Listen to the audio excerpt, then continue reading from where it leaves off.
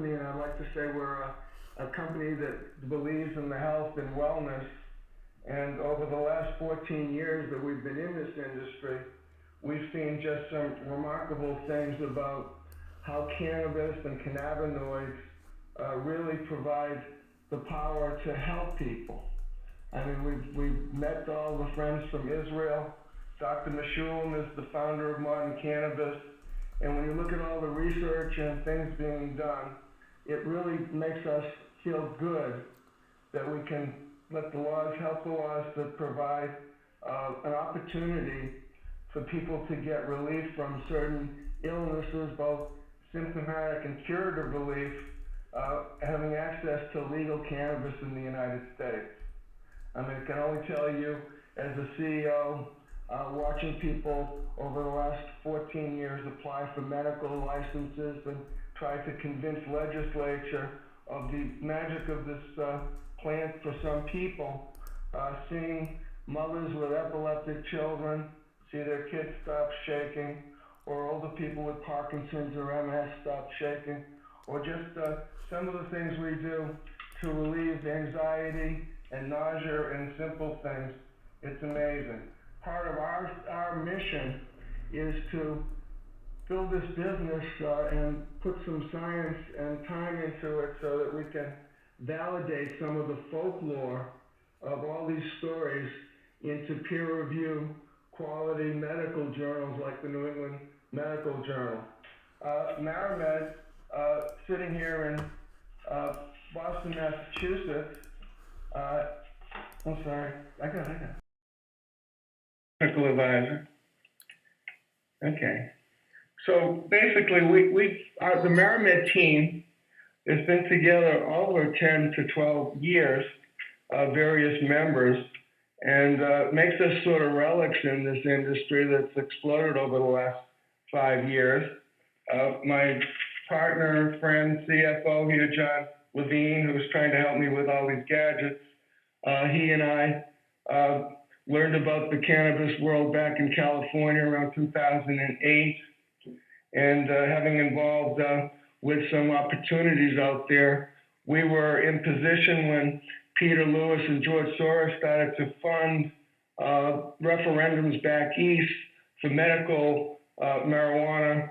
We got involved with one of the groups here in Rhode Island, and we did a friends and family round to a place in Providence, which became known as the Slater Center. And that facility today, with our friends who are part of our team, have developed what we think is one of the top 5 seed-to-sale operations in the United States. At this facility, which is still medical only, it has around 15 to 17,000 patients.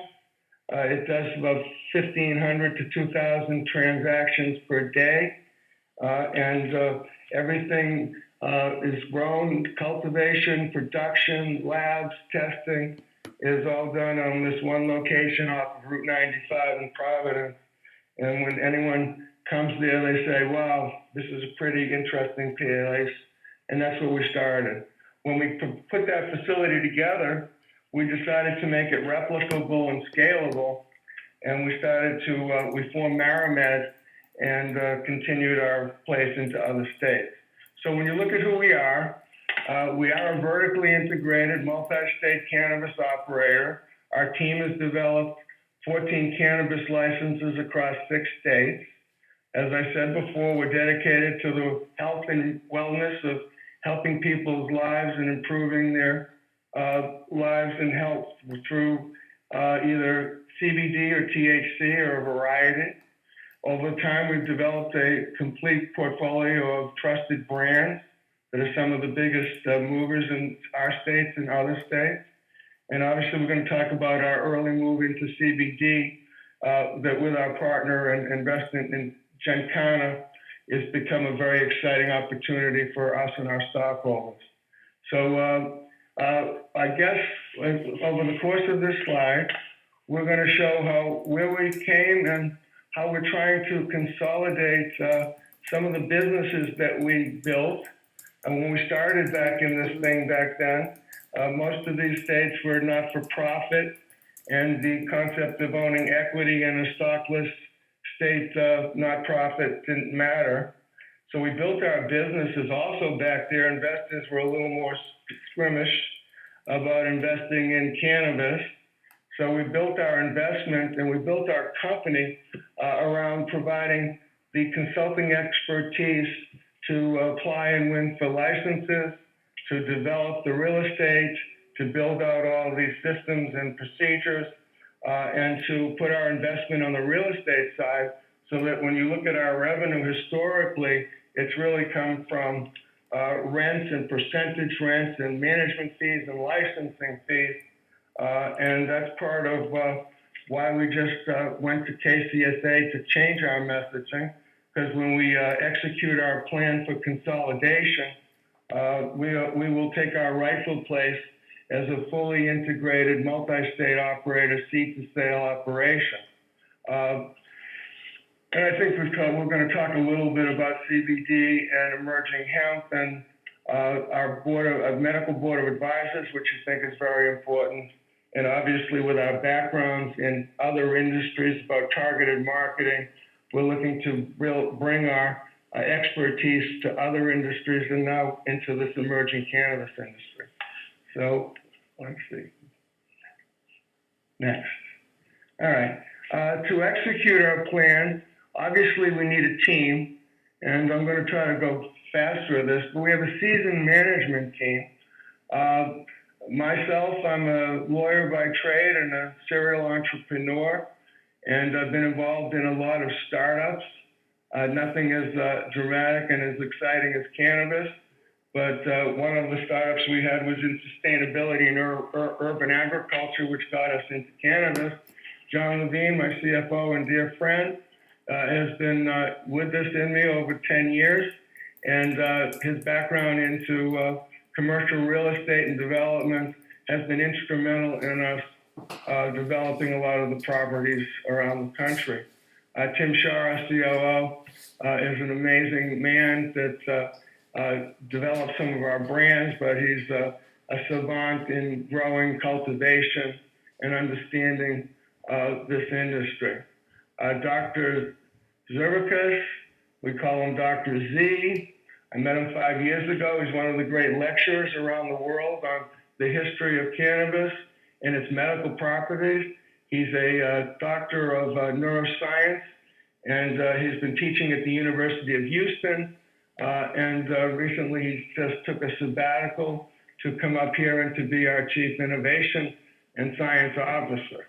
John Ryder, our CIO, our information man, put together the worldwide network for Monster.com, and brings to us a lot of specific expertise.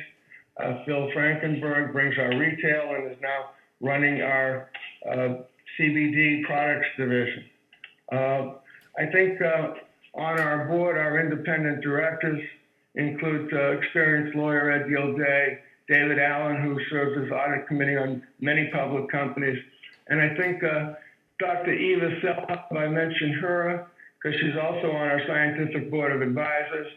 She's an internationally renowned person that does coaching to CEOs and companies about blending the power of conventional medicine with holistic and health and nutrition.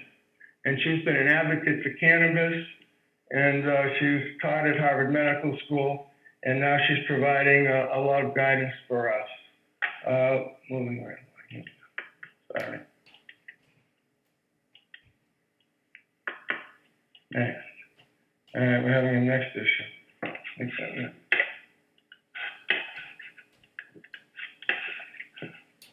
I hit that? I mean, hit that one. No, we're a little frozen, Jack, but let's keep talking. All right, back. All right, so basically, our platform is from seed to sale. Our mottos are to have operational excellence, standard operating procedures.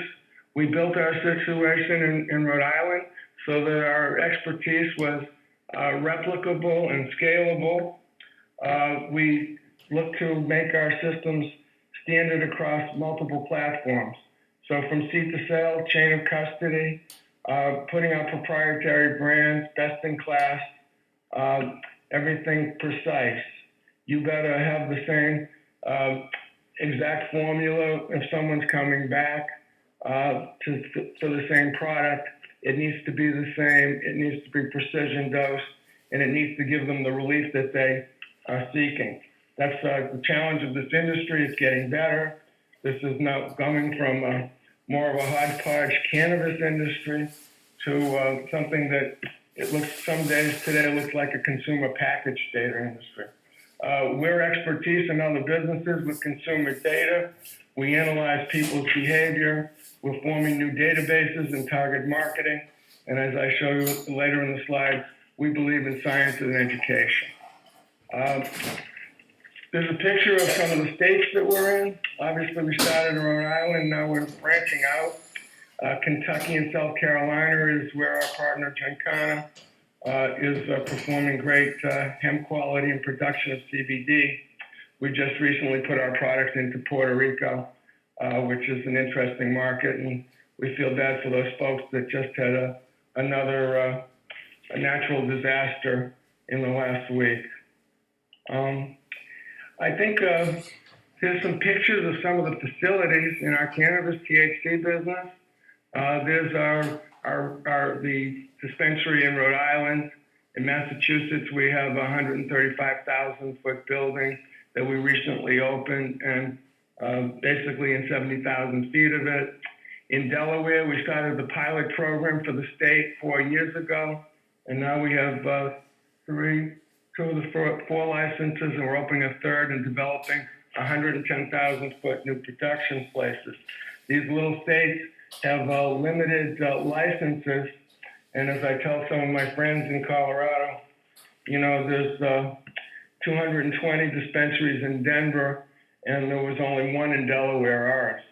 So in Maryland, this is a picture of a 180,000 foot facility where we won the license with some partners and have opened up over 100,000 square feet of cultivation, production, labs, and best practices in a wholesale market that's booming, as well as Massachusetts. Here's a few pictures of some of our brands. Basically, we started with our Confusion brand. We looked for products that no one else had. We distribute them in the states that we are, and now we're moving into states with partnerships. In Illinois, we partner with GTI, actually, and our Betty's Eddies fruit chews there is probably one of the top 3 sellers in Illinois right now and in Maryland. We also partner with people that have developed other brands that share our vision and our mission. We, the Binsk people we met out in our licensed facility in Nevada, and now we just signed a 6-state deal to take them on the East Coast with us. The Healer is a brand developed in Maine by Dr. Dustin Zolak. He's a cannabis practitioner who's developed a whole plant extracts, and we've launched it in Maryland, and they love it. And it's really because here's a doctor that is giving formulations of what to do, 1-to-1s, 1-to-3s, and taking it so much a day with some educational portal. People like on the medical side to get that sort of care and know that there's a doctor behind it. The Florence brand we're going to talk about a little later. And Heritage is our flower brand. Through Tim and his team, we've assembled some of the best genetics. I know everyone says their flowers are the best and the grow is the best, but we can't sell it fast enough in the states that we have it, and we believe that that brand on flower, as the industry changes, will matter. We have another brand, Tikkun Olam, from our friends from Israel that's not in this slide, but we've been instrumental in helping them along the way. Okay, let's just talk about Giancana. We saw that the Farm Bill was going to come into play in 2018. We were watching the hemp and the CBD market from the 2014 Farm Bill. And last year, I guess in 2018, we were introduced to this team in Kentucky. And like the team we had, we found a team of guys that have been together 6 years. They actually were instrumental in the development of Charlotte's Web in Colorado. Is that Web? Or... Oh, okay. So I gotta move fast there. They moved to Kentucky 6 years ago. They got a relationship with the University of Kentucky, and under that auspices in 2014, they started Gencana. And basically, we found them to be the best producer of CBD quality GMP certified products and services. And we agreed to loan them $30 million, which we converted in February of this 2019 at a $90 million valuation. And with our money, they increased acreage from 900 to over 7,000 this year. And they just had one of the most successful, largest harvests in the U.S. in Kentucky of over 14 million pounds of CBD-rich biomass.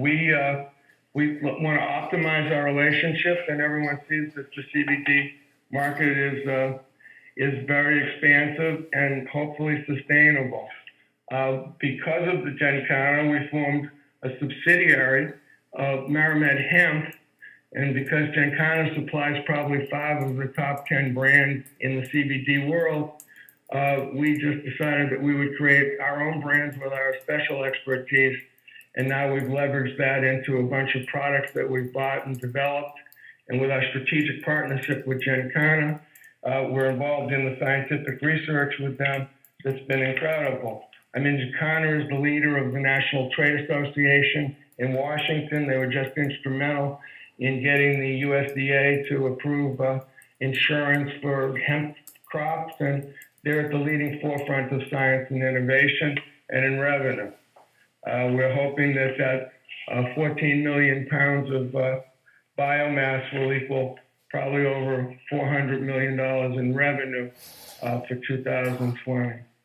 Valance was Dr. Z's brand that he developed 2 years in Lithuania, and gives us one of the top CBD full line variety of branding and products. I talk briefly because we're running out of time, but we believe in science and innovation.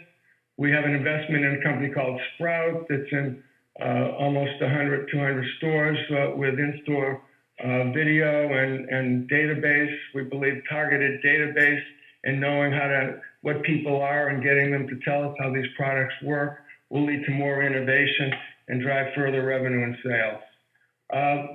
So let's talk about money because I'm running out of time. We make money. We're one of the few cannabis companies that have strong financials.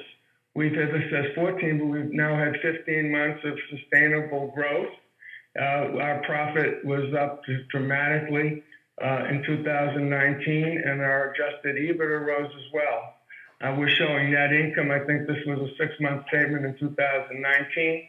But we believe that with the consolidation of the businesses and our strategy, we're only going to get better. Keep going. So this is a slide that people can see that our revenues have gone dramatically up year to year, and so has our total assets. I think we have 5 minutes left, so I'm just going to jump. The current strategy, as I said in the beginning, was to consolidate and expand the businesses that we built.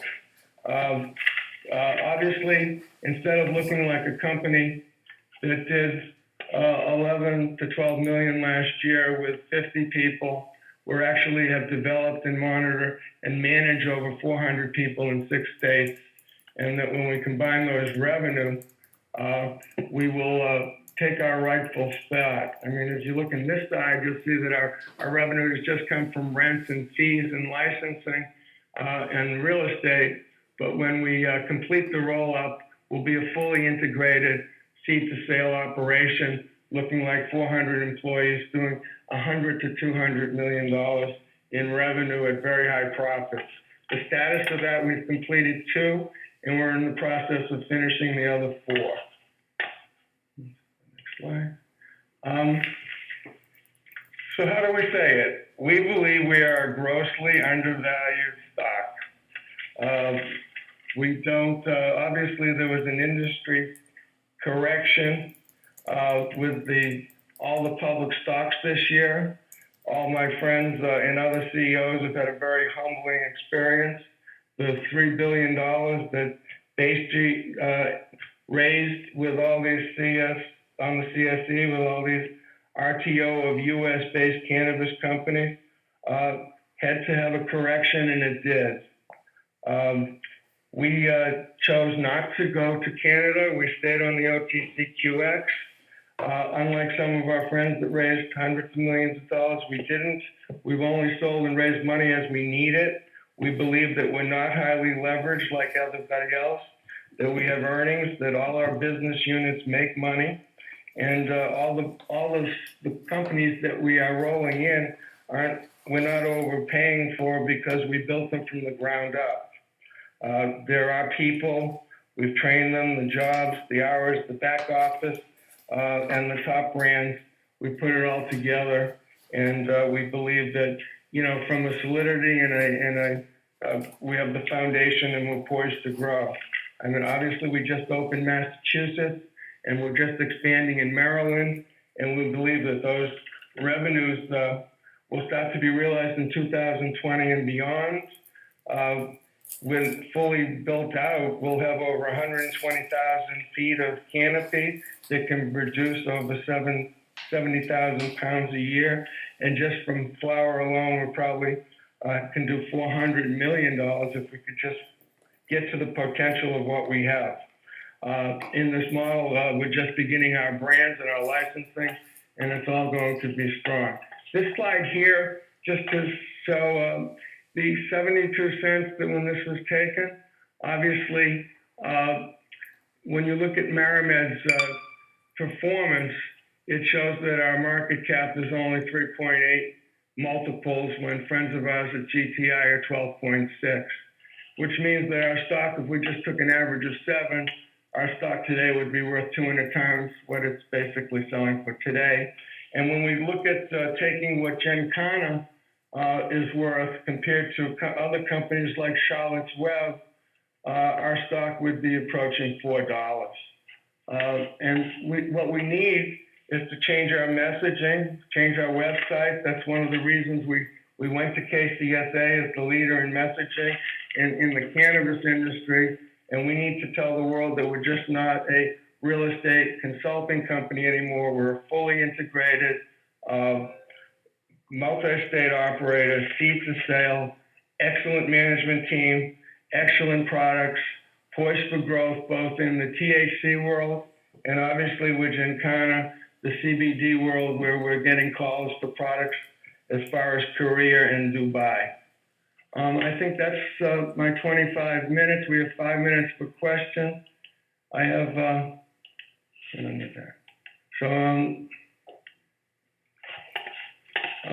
okay. I think one of the questions was what's taking so long to do the roll-ups. I think the answer to that is the equity market in cannabis in the corrections with the stock going down has created a lack of capital. And we made a decision that we didn't want to dilute, and we would just wait for the right time when our stock in the industry corrected before we went out to get the money to finish the roll-up, which isn't a lot.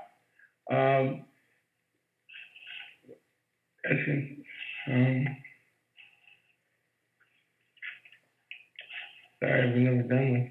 Yeah. What kind of growth do you expect to see in the CBD industry? The category went from 600 million in 18 to 2 billion. Should we expect continued growth? Yes, I believe the CBD industry is going to continue to grow. Obviously, it's got into retail faster than anyone ever expected. I mean, there are some issues with the FDA about ingestion. But as far as topicals for beauty, for sports, for the Gronkowskis of the world, and some of the things in golf, people are getting much relief from it, and I consider it's going to grow. Ultimately, the big growth is when the big packaged goods people like Coca-Cola and Kraft General Foods and the pharmaceutical, when they started adding CBD to their existing brands, the demand is even going to go higher. Are there plans for Marimed to move to NASDAQ or other exchange? Well, right now, NASDAQ still has a prohibition against companies that are in the THC business. We've looked at possibly spinning out the CBD and taking that to NASDAQ, but right now, until the rules change and the federal prohibition is gone, then we will be staying right where we are on the OTCQX. There's an opportunity we could go up to the CSE in Canada if we needed to do a multiple raise, or we could file some registration here on the OTC in New York. Are you continuing work? Yeah, so are you continuing work as an advisor to focus on development and ownership? I think we've always done it all, we just haven't messaging that way. We think that ultimately, once we start reporting the full 100 to 200 million in revenue, our equity in our stock and our market cap will improve. So now it's time to roll it all into the thing. Will Marimed be seeking an expert in drug clinical trials to be on the medical advisory board? Yes, we actually believe that Dr. Z, and we're talking now to some people, even at Tufts Medical School, about some clinical trials. We're working with Tracy Ryan.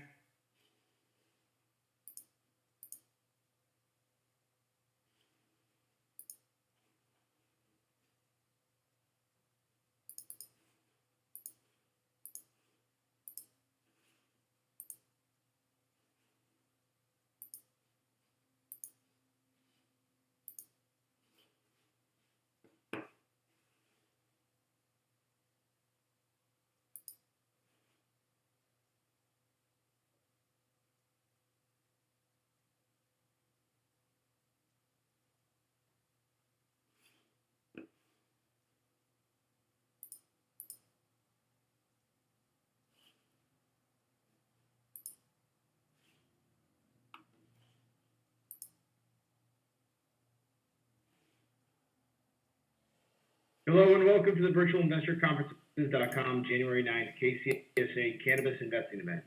My name is Phil Carlson, and on behalf of KCSA, as well as our co-host OTC Markets, we're very pleased you have joined us for our next live presentation. Before I introduce the presentation, a few quick points. Please submit your questions in the questions box below the slides. Once the Q&A session is ended, don't log out. It will automatically be transferred to the Plus Products virtual trade booth, where you can continue to ask questions via chat and access the library of shareholder materials, as well as links to the company's website and other key information. Lastly, all presentations are recorded and are available for 24/7 replay at your convenience. At this point, I'm very pleased to welcome Jay Highmark, co-founder and chief executive officer, and Blake Brennan, head of investor relations for Plus Products, which trades as PLPRF on the OTCQX and PLUS on the CSE. Welcome back, Jake and Blake. Thank you, and thank you so much for having us today. Thank you, everybody, for making the time today. I know that for those of us who are either in manufacturing or on the East Coast, this is the middle of our day. That's not the easiest time of day to carve out. And for those of you on the Pacific Coast who maybe get your day started later, welcome. I hope you're having a great morning.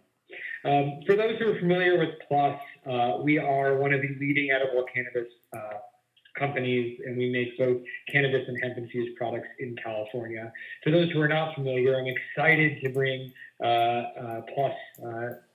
present Plus to you. Maybe help you learn a little bit about Plus, talk a little bit about the cannabis industry and the way that we see it, and some of the exciting things we have going on now and for the future. Plus is a company that is in the cannabis and hemp industries, which means we have quite a lot of disclaimers. So if you're watching along with the presentation, you'll see that we have a good legal team there. But I think what's most important to understand about Plus is what our vision is. We think that there is an opportunity and a unique opportunity to build the world's strongest cannabis brand portfolio. And the real question is, who's going to be the company who's able to do that, and what would that company look like today? Inarguably, the cannabis industry is going to be large. It is already trending toward a $31 billion worldwide industry by 2022, and it is going to grow even larger than that. It is also an industry that's seen dynamic growth and is going to continue to be led by places like California that legalized early, have a lot of customers, and have large markets. In California, we are already on pace for a $6 billion cannabis industry. So the question is, what are the largest branded product companies going to look like? Well, Plus is a hyper-focused branded products and edibles company that's leading right now in the largest market. If you look at other industries, what you'll see is that there are companies that specialize in doing different things. Some companies are focused on distribution, some are focused on retail stores, and some are focused on consumer packaged goods. So if you're familiar with Coca-Cola or Budweiser, you're going to be familiar with companies like Plus. I think that's important to understand when looking at the cannabis industry, because there are a lot of companies in the cannabis industry who are trying to do everything. They're trying to be in agriculture, they're trying to be in retail, they're trying to be in distribution, and they're trying to be in branding and consumer packaged goods, having never done any of these things before. And I can tell you that even just doing one of these four things is extremely difficult. Trying to do all four of them at the same time is pretty much impossible. Michael Porter from Harvard's advice is always that the essence of strategy is not what you do, it is what we choose not to do. And at Plus, we are focused not on retail or agriculture, but really on one thing, which is building the best consumer packaged good company that we can. So, why would we focus on doing that? Well, the answer is because consumer packaged good brands have the highest value potential in traditional industries. If you look at distribution, farming, and retail versus consumer packaged good companies like soft drinks, what you see is that the EBITDA sales margins are just much better in consumer packaged goods. It's a different experience for consumers when they have brand loyalty and can buy the same product over and over and over, really fall in love with the brand until the point that it owns a piece of their shelf. The brands who are successful in doing that create the brands that we know today, whether it's Apple or Nike or Kraft or Nestle or Mondelez.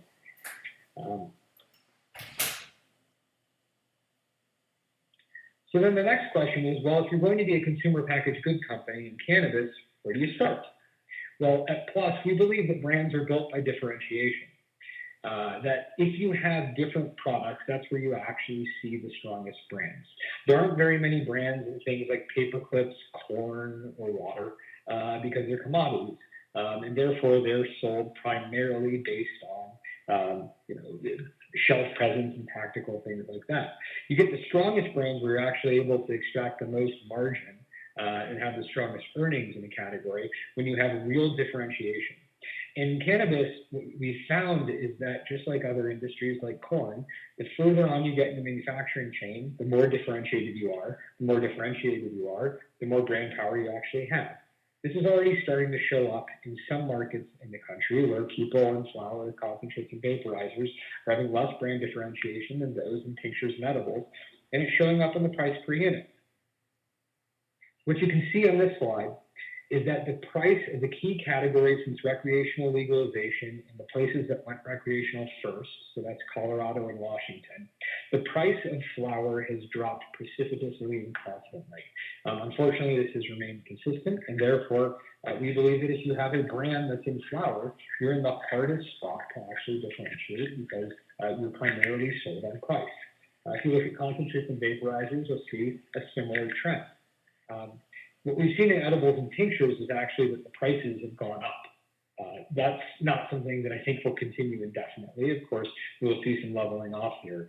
But the important thing to note is that if you're trying to build a consumer product goods company with a very strong brand, it's really important to be in the part where customers are choosing not based on price, but based on the actual product that's in the package. And that's shown up in the pricing of units at retail. So, why is Plus in ingestibles? Well, edibles, as you saw in the last slide, are a place where we're seeing that price differentiation really matter and that price is increasing per unit. But Adjustables are also the fastest growing part of the industry. We're seeing, especially as people are learning more and more about vapes, that people tend to be trending away from flower toward ingestibles, like things like tinctures and edibles. It's a real way to engage in all of the wonderful benefits of cannabis without having to damage their bodies if they want to do it every single day. And so ingestibles are growing as a part of the California market and every other market as well. So why be in California? Well, California is the largest legal cannabis market in the U.S. It is a state with a population larger than Canada and a predisposition toward cannabis of people in British Columbia. It is a state that has a long history of cannabis. It's actually been legal here for more than 20 years in California, although it's only been recreational legal for going into the second year. But it is a place that has had a long history, therefore has a lot of brands and a lot of competition. It's also a very difficult market. The largest brands in the world, we believe, are going to come out of California. They're going to be the brands who are able to win here. And it is a very important market if you want to be that Nestle, Coca-Cola, or Kraft. So, what is our approach?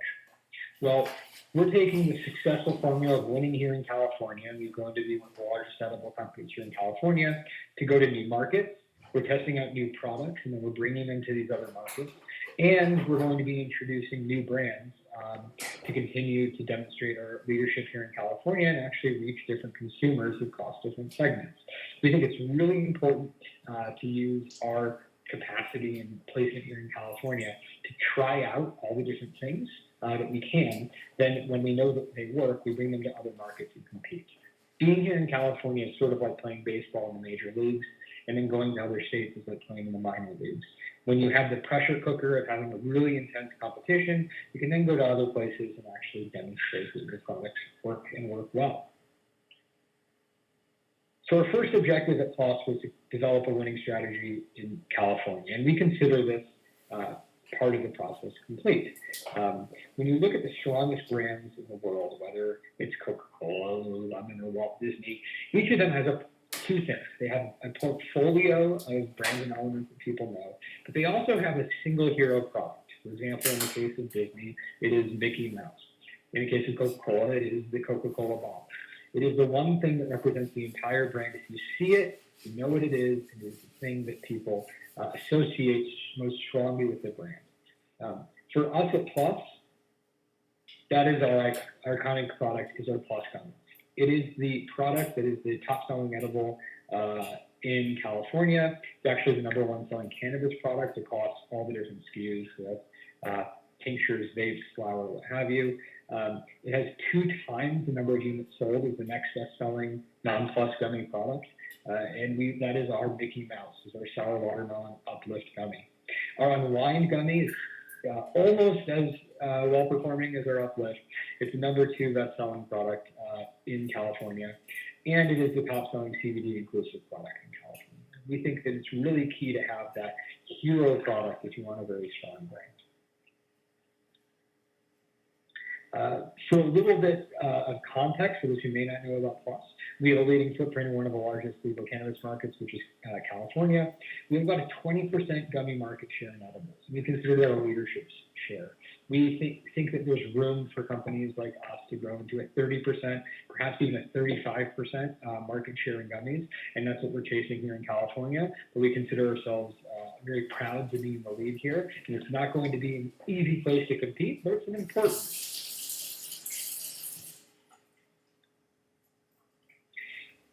How did we actually get there? Well, at PLOS, we focused always on high-quality, consistent, dosable products. We actually started, our first manufacturing was done in my parents' garage. We moved to about 4 different facilities over the next couple of years, and we now have a large, about a 10,000 square foot facility in Southern California. And our team comes out of food manufacturing. My uncle used to be the CEO of a contract manufacturing plant in Austin, Minnesota. Made about $100 million a year in frozen California Pizza Kitchen pizzas, Stouffer's mac and cheese, and a whole lot of other manufacturing products in the U.S. And we took that knowledge, as well as that of my co-founder, who was a chef at 2 Michelin star restaurants, and developed all of our recipes to actually bring high quality, consistent products to market. And that's why we've been able to achieve our success. We find that almost every store where we are on the shelves, we outcompete our competition, and our constraints to growth have been entirely about getting into new stores. It is important to know, for those who have been following our story for a while, that we actually just switched distributors about a month ago.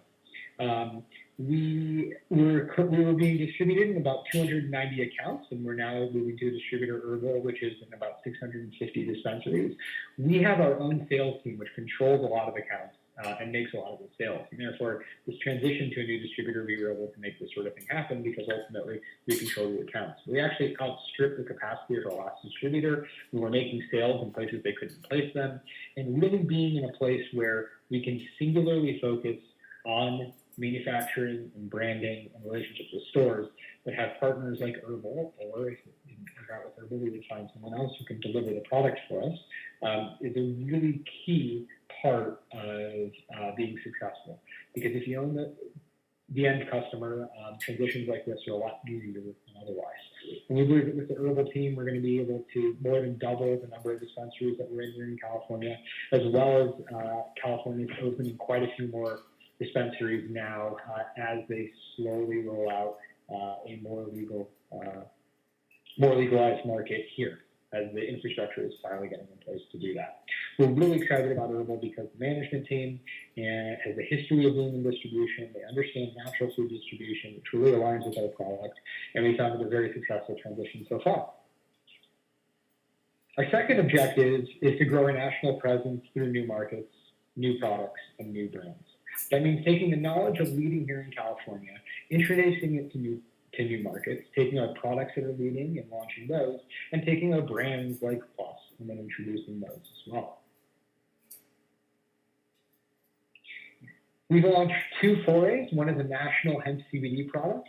Back in September, we entered the market with a packaging profile on product type that's very similar to what we're using in THC, with a higher dose CBD product. And we used all the manufacturing techniques that made us leaders in THC to bring the same in CBD. These are nationally available, delivered direct to front door at plusproducts.com, and we're currently placing them into retail outlets across the country as well. The reason why we believe hemp and CBD is an important part of the strategy for companies like Plus is because we believe that in the long run, a lot of the reasons people are using CBD are the same reasons that they're using THC. We have people who are looking to help with pain. We have people who are looking to maybe take the edge off their days. And we have people who are stressed out and just looking for a little bit of balance to their lives. And we think that in the long run, the brands that understand that moment for the consumer are able to deliver on it earlier. Whereas in THC, we're restricted only to the states in which we're able to manufacture. CBD, we can ship it to other places. It really gives us an opportunity to bring our products to customers who otherwise wouldn't be able to get them. For those who don't know, CBD is also an incredibly explosive market. It's grown from very small to now it's looking to be on track for a $10 billion market at the end of 2020 and growing even further beyond. So we think it's important to be in these markets early for companies like Plus who are really starting to own all of this.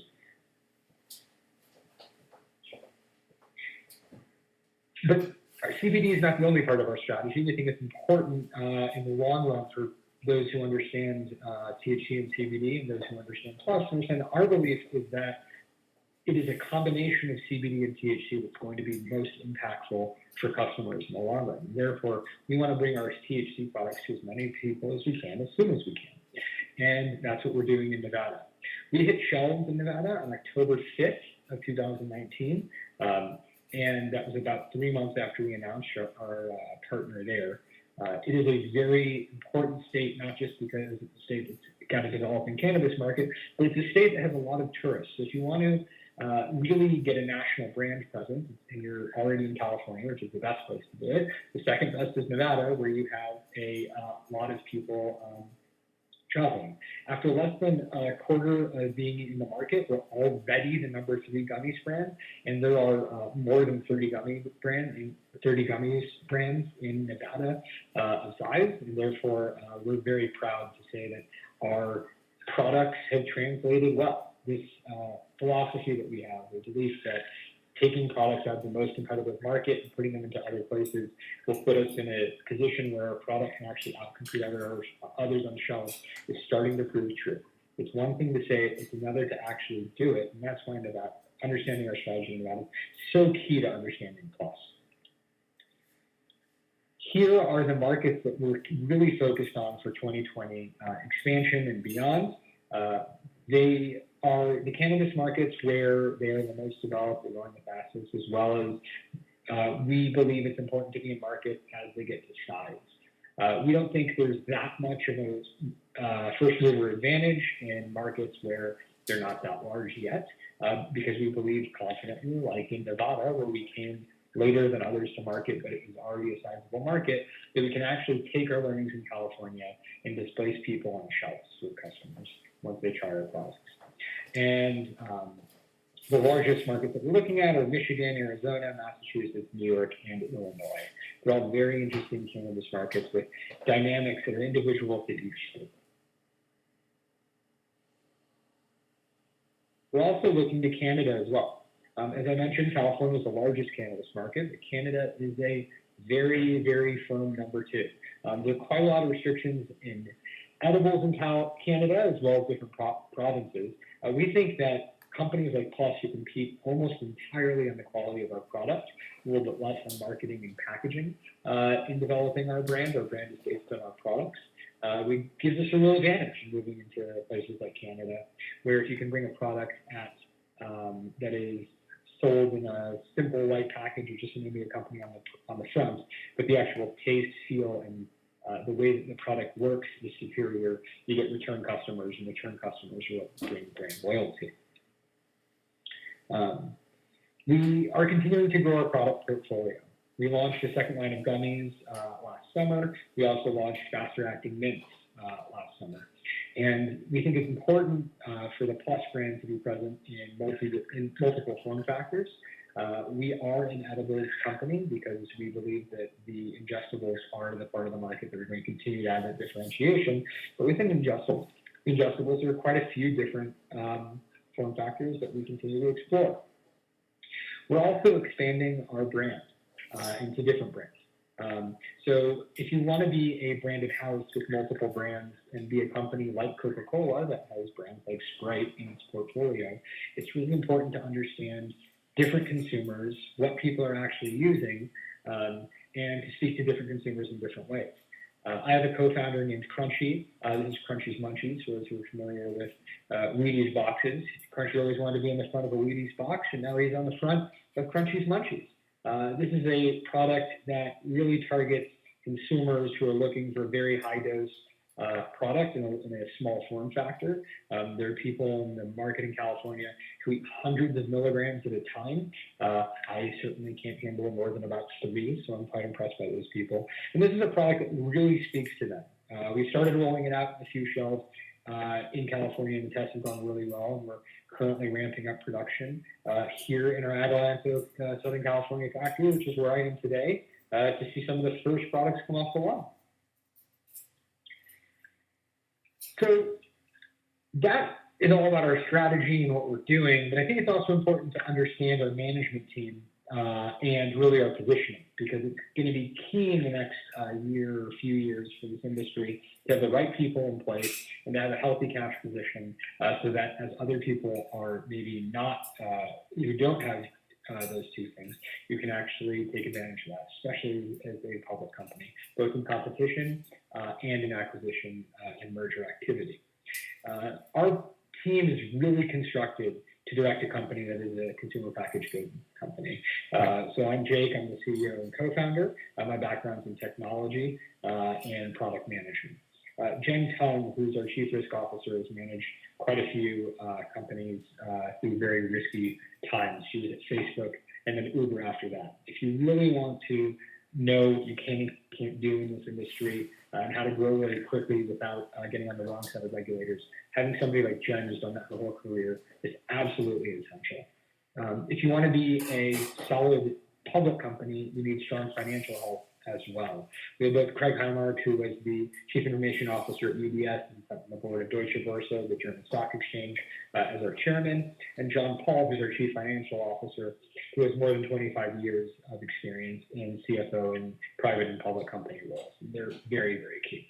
But if you want to be a CPG company, you need more than just understanding how to make products, and regulate them and how to have financing. You need to also have people who understand CPG companies. Our chief revenue officer came from Pop Chips. He was the former president and chief marketing officer there. Pop Chips is the largest independently owned snack food company in the U.S.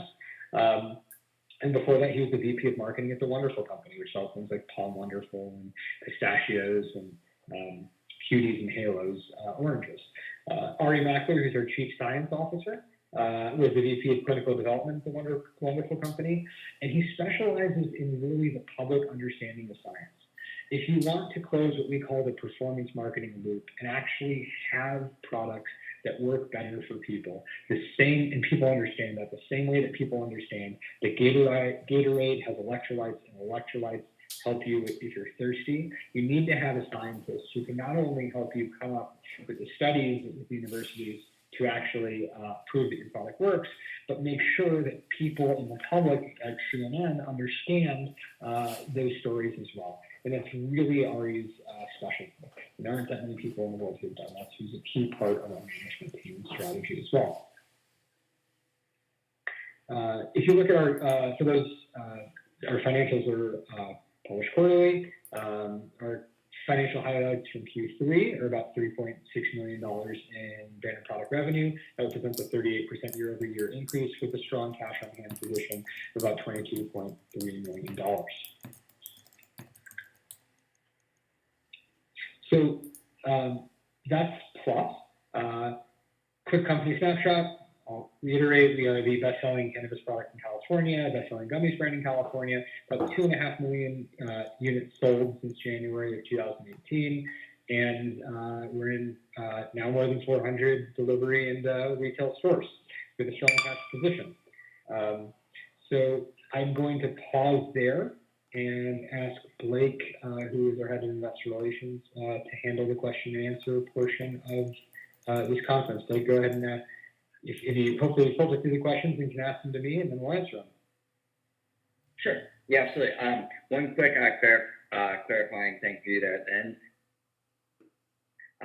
So the delivery and retail partners, that's California and our Nevada partners as well. So we've got about 360 here in California, and then another 40 that we've added on. We're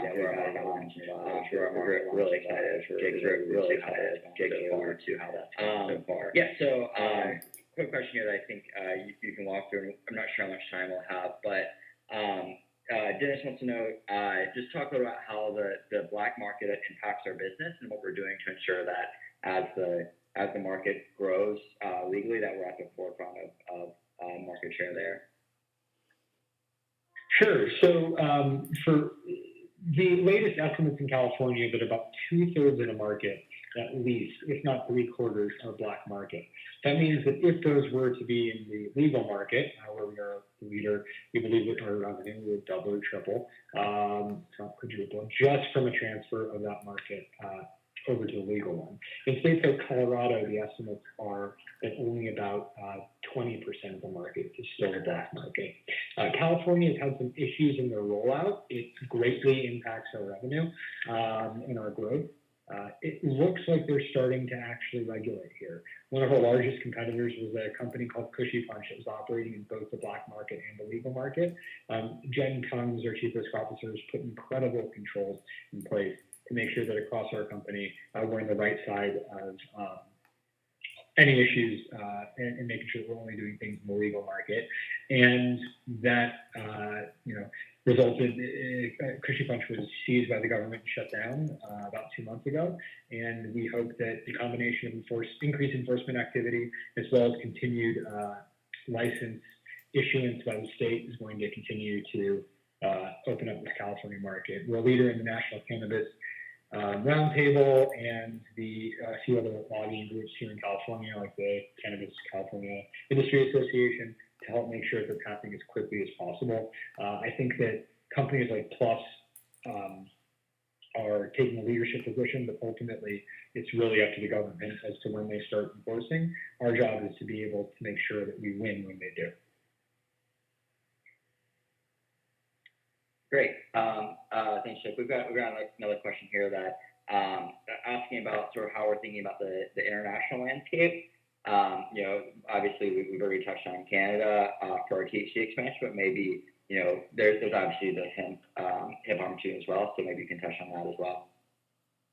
Sure. There's a huge hemp opportunity for CBD in Europe right now, as well as South America. So, our goal at Plus is to put our products into as many hands as possible. And so, sort of like Nevada, we bring our techniques and manufacturing system into places, and we think it's going to really perform well in those places. And so, we're seeking partnerships in all the above, while making sure that we don't want to expand so quickly that we really deteriorate our product quality and hurt our brand. That's a misstep that some companies have already made, and we want to make sure we don't make. Great. I think we're just about to run out of time here. There has been a few questions just about our share price this morning. I think the one thing that we want to point out as a company is that there hasn't been any material change in our company that we've released. So we're, as Jake discussed today, we're laying the foundation for what we think will be one of the strongest companies here in the cannabis industry, and focused on building a brand, and we're confident that value will be reflected over time. Exactly. Thanks, Blake. For those of you who had other questions, apologies that we weren't able to get to them today. We'll be following up after this directly with you. Thank you so much for spending the time with us today. We look forward to the continued discussion with you in the future. Jake, just one quick thing before we jump off here. So anyone who had a question that we were unable to get to, please reach out directly to ir@plusproducts.com, because we don't have your follow-up contact information. And we're always happy to jump on a phone call or answer an email or a question through email.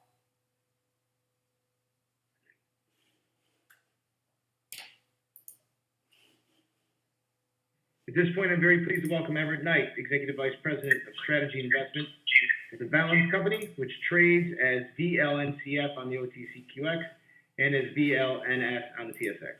Welcome back, Everett. Thank you, Phil, and Happy New Year, everyone. I appreciate you taking the time out of your busy schedule to hear an update of what's going on for the Valens Company in 2020. So please stay at the end and answer some online. But I guess briefly, I'm already seeing a few familiar names, so maybe just a brief background on myself. My name is Everett Knight, Executive Vice President of Strategy and Investments for the Valens Company. And my background is really in portfolio management, more from the world that you guys come from. So 6 years ago, I actually managed a small cap fund, and I kind of stumbled upon the cannabis space more from a personal experience where I saw the firsthand benefits of medicinal cannabis in my family. And I was like, wow, this is an amazing product. And I started investing in it, and then ended up launching the first long-only institutional cannabis mandate in Canada at my old firm. And I've had the pleasure of kind of touring over 100 facilities across the globe now in the cannabis space. But really how I came across Valens was really in the last 3 years, where I started going away from cultivation. And when you look at any industry, whether it's a pharmaceutical company, they don't grow their own opioids. Those are grown along the equator or in Tasmania or Afghanistan, and they buy them. And if you look at beer companies, they don't grow their barley or their hops. They actually go out and buy it as well. So I looked for different ancillary businesses along the value chain and came across extraction and white label manufacturing. And what I liked about that space is that it had high EBITDA margins, and it had EBITDA stability. So I ended up touring places across California, Colorado, and across the U.S., and then came back to Canada and came across Tyler Robson, our CEO, and the team at Valens, and was blown away by the proprietary technology and knowledge in extraction and actually creating customized products. and ended up becoming an investor in a few of my funds, and then became one of the largest institutional investors. And I joined over a year ago. So I guess jumping into the Valance company, you'll see this. We've got quite a few questions. It's obviously a rebrand. We rebranded kind of on the eve of legalization of 2.0. And the reason we rebranded is because this is really the year we've been positioning ourselves for over the last few years, and since Tyler started the company in 2012, because we're really focused on oil-based products. And if you look at the ticker symbols, I know Phil already mentioned them, but VLNS is the ticker symbol. We get a lot of questions. It's different from the old one, VGW. So let's jump in. So there will be forward-looking statements, as my lawyers want to tell you throughout this presentation. Those are what these two slides are for. But jumping into our mission. So our mission is to become the world's most trusted partner for best-in-class extraction, testing, formulation, and product development and manufacturing. And what I will say is I think we've already accomplished that for Canada if you look at the contracts we have today. And what you're going to see in 2020 is we're really going to start to focus that not only in Canada, but around the globe as bigger markets open up. And what I wanted to highlight was recent announcements, as a lot of our investors have said. We kept you very busy in December and November. So we announced 2 new contracts, white label contracts through Emerald Health and Denalio. The biggest takeaway from that is our white label contracts now overtake our extraction-only contracts. We said that in our Q2 conference call. That was our expectation. That did come to a reality. We did follow through on that promise. And again, we updated our tickers that Phil already went through. Another big thing is we actually announced an NCIB, and we were one of the first cannabis companies to announce an NCIB. And the reason we did that is because we have a lot of visibility on our business model with our contracts, and we're generating a lot of cash flow. And obviously, we think we're undervalued as a business, and we thought the best interest of our shareholders to get them a better return was implementing this when we thought we could afford to do so. So that's something that's very different. We obviously take your concerns very seriously. Then our rebrand that I already went through. One thing we're going to go into more detail is the expansion of an exclusive license of our source technology. And we expanded this to global. We got different rights around the world, which I'll go through, but it shows you our position in 2020 and the shift of focus as I think you see more and more global announcements from us. And obviously, the big one is our Q4 2019 revenue guidance. We did give pre-revenue guidance of 27 to 30 million, where that would put us. That would be the above analyst expectations. And again, it would be the fourth quarter we beat revenue as a company, which is very rare in this space. So who are we today? We're the largest cannabis extraction and white label manufacturing company in Canada. We have 425,000 kilograms of input capacity. And in the new expansion that's on time and on budget that's coming online in the first half of 2020 here, that'll bring us over to 1 million kilograms of extraction capacity. And what I will say is we're the biggest today, but our big focus internally is always on quality.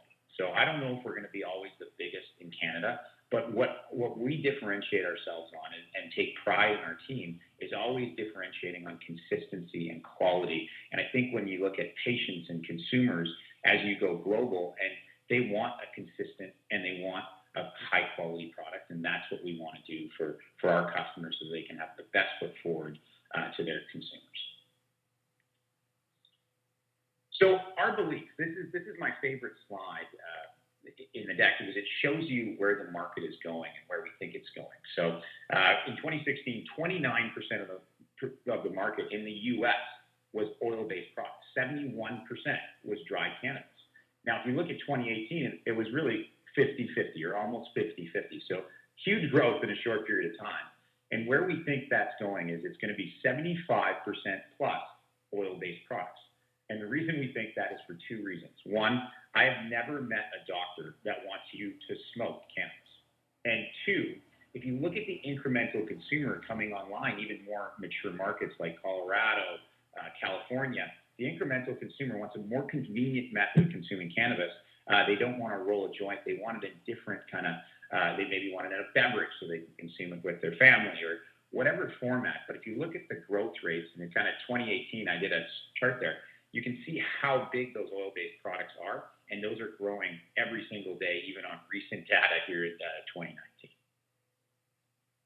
What I will say is extraction is the base of all oil-based products, and it's really where our expertise lies. And what we will say is we're going to be talking a lot about how we are doing the white label manufacturing for our customers. So here's where we sit. That gives you that box, gives you our focus in actually the value chain. And in Canada, it is very tough for our customers to brand, where you have this big yellow label. I always joke that it's a warning, oh, you could die from this product. And that's a little of an over-exaggeration, but it is a big label, and it's really hard to brand. So how do you brand in Canada? Well, how you brand in Canada is you make a high-quality product, and you actually it's the consumer experience. And that's what we create for our customers. And we focus on it every day to have that best consumer experience, so that consumer can have a repeatable and consistent process. So I think where you see most of the value in the Canadian marketplace today, because of the branding and the regulations in place, it's really from extraction, purification, formulation to that product manufacturing to create that high value product. And we're really excited to do that for our customers. So what is extraction? Obviously, for those of you that have seen this before, this will be kind of a review, so put up with me because I am seeing some familiar kind of faces or names in the question. So cannabis extraction is different from any other type of extraction, whether it's canola, oil, and gas. And the reason is because you have 140 different cannabinoids in this cannabis plant that you can isolate for at different temperatures, pressures, and processes. And really what you do is you put the dry cannabis or hemp in one end, you put it in your extraction cylinder, and you add that temperature, the pressure, and the actual solvent that you use to extract. And what comes out, the first thing is what we call crude oil. And my analogy, I like to use it, literally looks like mustard or a cheese whiz, and it's that consistency. It has a lot of plant material in it. And what we do, and what people are talking about more and more, is winterized oils or more refined oils down the process. But for a winterized oil, now you take out some of the fat, the waxes, the chlorophylls in that plant, and now you have more of an amber-looking oil. And this oil goes in a lot of tincture bottles and capsules. But really the base of Cannabis 2.0, that term with all these new oil-based products coming online, is distillate and isolate. And that's been our main focus. And I think everyone says, oh, every extraction is just, they're an extraction company or someone saying that. But it's a lot more than that, right? Because it's a post-refinement process. And what we're going to focus on is really our distillate capacity and the quality of distillate. And you're going to see that reoccurring thing throughout the presentation. So we have 5 different types of cannabis extraction methodologies. We have super and subcritical CO2, ethanol, otherwise known as ethyl alcohol, hydrocarbon. And those that aren't aware of hydrocarbon, it's really the anes, the butanes, the propanes of the process, solventless extraction, and terpene extraction. So our nearest competitor there would have 1 to 2. And the question we get always asked is, why do you have so many different types of extraction? And it's really to customize any end product. What our team has always been focused on is really creating products. And to create different products, you need different types of extraction. So what we do is work backwards. So if you look at kind of that hydrocarbon standpoint, if you want a shatter or a wax or a live resin vape pen, you have to go down the hydrocarbon route, right? And today, we are the only one with hydrocarbon, to our knowledge, in Canada. And it took us 2 years to kind of get up and running, where you need municipality approvals, you need to actually talk with fire safety, right, and interact with Health Canada and get that up and running. So it's safe, and the infrastructure in place is unlike anything in the U.S., where you need a reinforced concrete, a bomb-proof room, fire suppression systems, HVAC. Like it is a very rigorous process to get that up and running. But if you look at that marketplace, as you look at that kind of previous slide in the presentation, concentrates is 10 to 15% of the market in more mature markets in the U.S., and that is, you have to go through hydrocarbon to get there. And we're really excited to be the only one to be able to provide that for our customers today. And I think it's a significant advantage for them, for their brand, and a significant advantage for us. And then, so ethanol, obviously ethanol like if you want to make kind of straight to distillate and a high quality distillate, CBD distillate, I think ethanol is a great one. Or if you want a full spectrum product, you can use a subcritical or supercritical CO2 run. So what we can do now is customize any end product with these 5 different types of extraction. And that's the reason we have it. So the business strategy today, if you look at it, is the reason we focused on extraction for our customers is really because it offered a high margin profile for us, and it's a core competency of our program. But the reason we did that was to basically get ready for the white label manufacturing. So when you take something to a distillate, right, that's really the base of the edibles and concentrates. And now for our customers, we've always been focusing on saying, what's the next product we can create for you? And now you're seeing us actually create products for our customers, which is really exciting going into Cannabis 2.0. And if you look at that kind of white label formulation side of things, what we've done is we've focused on building in-house IP over the last few years to unlock value for our customers in that segment. And I think it's a huge margin expansion opportunity for us and better integrate in our customers' value chain. The third part is going global. A lot of our customers are global already, first of all, but to unlock different value today, you can buy a 30 ml tincture bottle, say for $100 in Canada, Canadian, right? But then if you look at the kind of the global marketplace, that same 30 ml tincture bottle could sell $500 to $600 Canadian. There's a lot of value to unlock there, and you're going to see that continue to be a trend in our business plan as we execute on Canada. So if you look at this is probably the most important slide in the presentation, where what I remember saying this in one of these investor presentations maybe 2 quarters ago, and we said, okay, look at the extraction side, and I said, look, if you look at that right-hand side, that white label side, it's going to be bigger than the extraction side in the next couple quarters, and that's exactly what's happened. Our white label contracts have outpaced our extraction-only contracts. And what we're doing is getting more integrated in our customers' value chain. So I'm just going to go through a few of these, but now of those 11 licensed producers that are actually currently extracting with us and have extraction contracts where we have that kind of 2 to 4 year visibility on that side, now they're kind of coming in and doing white label manufacturing with us. If you look at Tilray, they're doing a minimum of 60,000 kilograms. If you look at Emerald, we just announced that before the break, they're doing a minimum of 10,000 kilograms, but we're also helping them out with vapes, capsules, and tinctures. If you look at Tantalus, that's another example where we're doing extraction and then doing white label processes for them. And then you have on this right-hand side, and where you're not a licensed producer, you don't have a license, but we can be a platform where brands can come to the marketplace. And if you look at that, whether it's Burnt, BRNT there, right, we're doing 2.2 million vape pens for them over a 2-year period. And if you look at it in that press release, it says we expect a minimum of $50 million in revenue out of that contract. So again, more visibility. If you look at that iconic brewing contract, and they're really, I don't know if you've heard of Cottage Springs, but they're the alcohol provider of that. We're doing their cannabis-infused beverages for them. And we're doing 2.5 million bottles over a 5-year period. And again, that's a minimum, right? So we have that visibility. We're trying to structure that. We have a 3-year relationship with Shoppers with an extension on the back end, a possible extension on the back end. And we're doing a variety of different products with them. But you're seeing, as we continue to build this out, a diversity in our customer platform, and obviously being more integrated on both sides.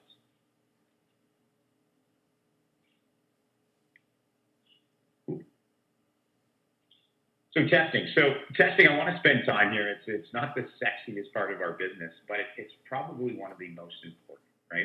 And we are the first ISO 17025 accredited lab in Canada. And what that means is it's just the highest level of kind of certification for our methodologies for the cannabis matrix. And it's just, I know it's a whole bunch of numbers, but it's very important as we get to the problems in the testing market today, which are if you send one sample to 2 different labs, you get 2 different results. One says it's 14% THC, the other one says it's 17% THC. What is your patient or consumer supposed to believe? And what we want to do is really create that consistency. And we teamed up with the largest analytical testing company in the world, Thermo Fisher Scientific. And what we're doing with them is we're doing a JV to actually come up with that consistent methodology to make sure we have that validated process and have that trust. Because you're seeing recalls already. What you want is a trust and a consistent product, and I think that is the best brand of anyone going forward, and it's core to our capabilities. So this might not be the biggest part of our revenue standpoint, but it is the base of trust in our customer business, and it's a great way to attract it. We can have the capacity to do $20 million in revenue at this lab, and we're making really pretty good gross margin on it already, and it's core to our customers. The other thing I should mention, it's mandated by Health Canada in general, so that it's mandated to do independent pesticide testing. So again, you get that regulatory tailwind behind this. So formulation. So the analogy I like to use here is that you can smoke a 15% THC strain, and you can smoke a 25% THC strain, and normally you're going to feel more high on that 25% THC strain. But what we're finding, if you add different terpenes to the 15% THC strain, people have actually said they feel more high.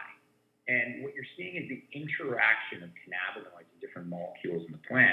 And what we've done in-house is have 100+ terpene formulations to try to customize a consumer experience. And I don't know if anyone's heard of Pineapple Express. It's not only a pretty good movie, but it's also a famous strain in California. And that is the exact terpene breakdown. And now we can now take that and put it into a different product, not just the dry cannabis product, and you can now taste and feel the same experience that you experienced that on 20 years ago. So this is probably, for talking about formulations in the future of cannabis, this is key to our business, and we expanded this relationship. But the source emulsion technology in general, right now, if you think about a cannabis-infused beverage, and you think about cannabis oil, it floats to the top of the beverage. And what this technology does is makes it completely water compatible. You see a few of these different technologies, but the big difference about this technology, we've looked at 80 different ones, and we think this is by far the most sophisticated, and the reason we licensed it is because it has consistency. So the first sip is the same dose as the last sip.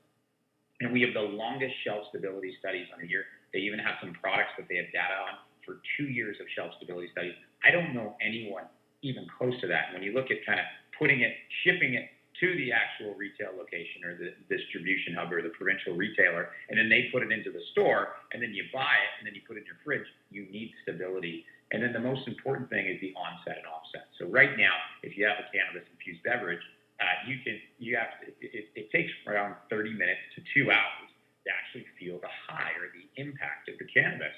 And it lasts for 4 to 8 hours. Some people say it lasts for days for their experience. And this technology speeds it up to kind of that 5 to 15-minute onset, right? And it starts to go away after 45 minutes to 2 hours.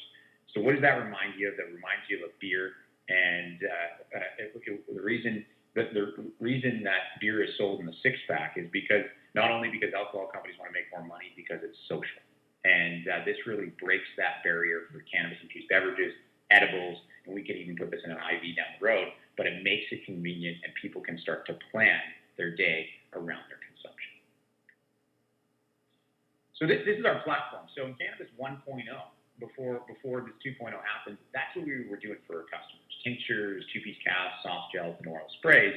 If you look at today, we're now creating beverages, concentrates, and vape pens. And the reason we did beverages and concentrates and vape pens is because, one, we think it's going to be the most popular products on the marketplace, and two, we think it's going to be the most profitable for our customers and for ourselves. So if you look at beverages in general, I think that if you look at that emulsion IP, the experience that our beverages will have a huge differentiating factor in the marketplace. Concentrates, we're currently the only one that can make that with our hydrocarbon process. And if you look at vape pens, we have vape pens in-house where now we can customize vape pens for our customers, where we have 196 different specifications you can actually change to that vape pen. But then what we do is get more integrated in that process if that consumer loves that feel of that vape pen, and we're making it for them. So again, you're seeing us get more integrated in our customers' value chains. So if you look at our expansion of our facility in Kelowna, as I mentioned, we kind of have what we're going to do building out is our white label manufacturing. That'll be online the first half of 2020. We also announced that we GTA facility that we're getting licensed for beverage and edibles. And the reason is it makes sense from a distribution standpoint to be closer to that. And what we bought was a team that had done this for 20 years in the beverage side and infrastructure already in place.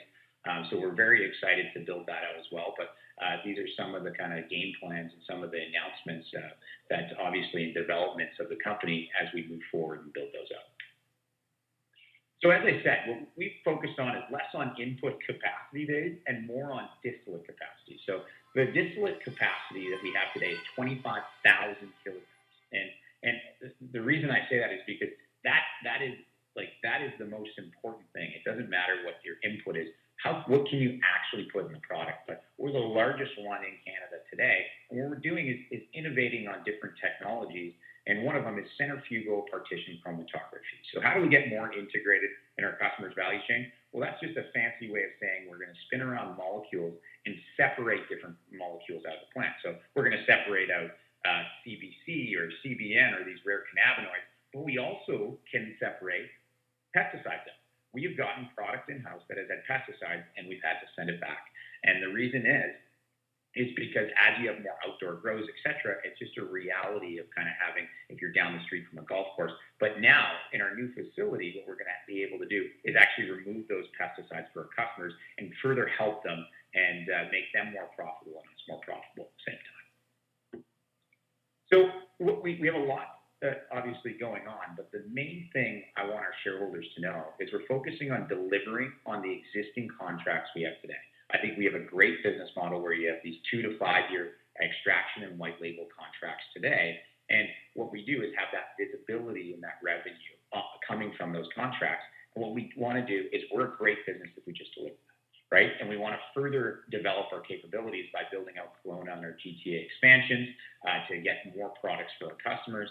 Build in that IP. I think our IP portfolio, just like that source technology that we have in-house, I think you see that further develop into different IP. And then it's kind of taking our platform and all the proprietary process we built in-house and copy and pasting that global as we kind of expand and different markets open up. So on that note, you're going to see a little bit new kind of picture of this slide, but this is really what we're focused on today.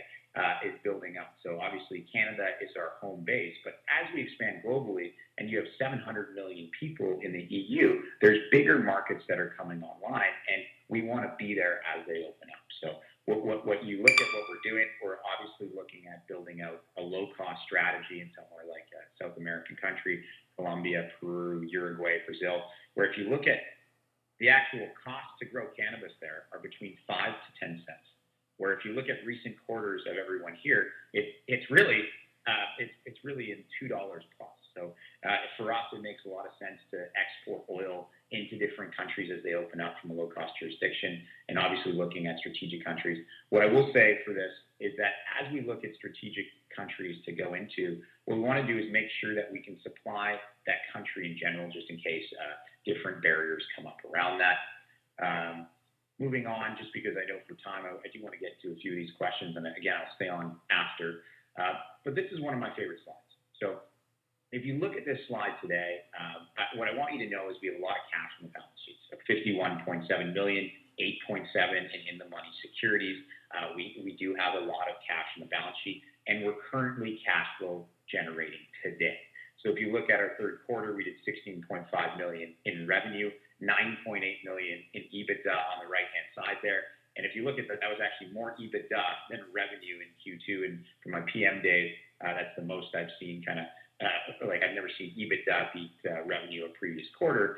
And if you look at Q4, what we did is pre-announce that we're going to do 27 to 30 million in revenue. And that would be kind of the fourth consecutive quarter that we beat analyst expectations in executing our business model. So look for that quarter. Our annual quarter will come out the middle of February, and we'll provide more details as we have it.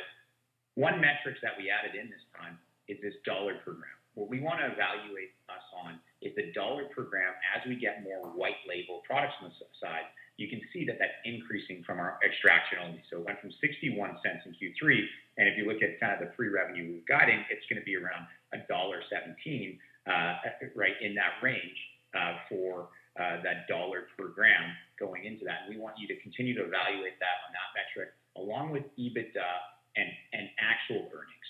And that's something that's, I know, different in the space, and I think everyone's been focused on revenue, but we're focused on a profitable business. And if you look at today, we're trading at 5.1 times EV to EBITDA, and I don't know a business that has executed as well as we have, and that's growing as fast, even a mature industrial one that's trading at that low multiple, 3.7 times one in 2021.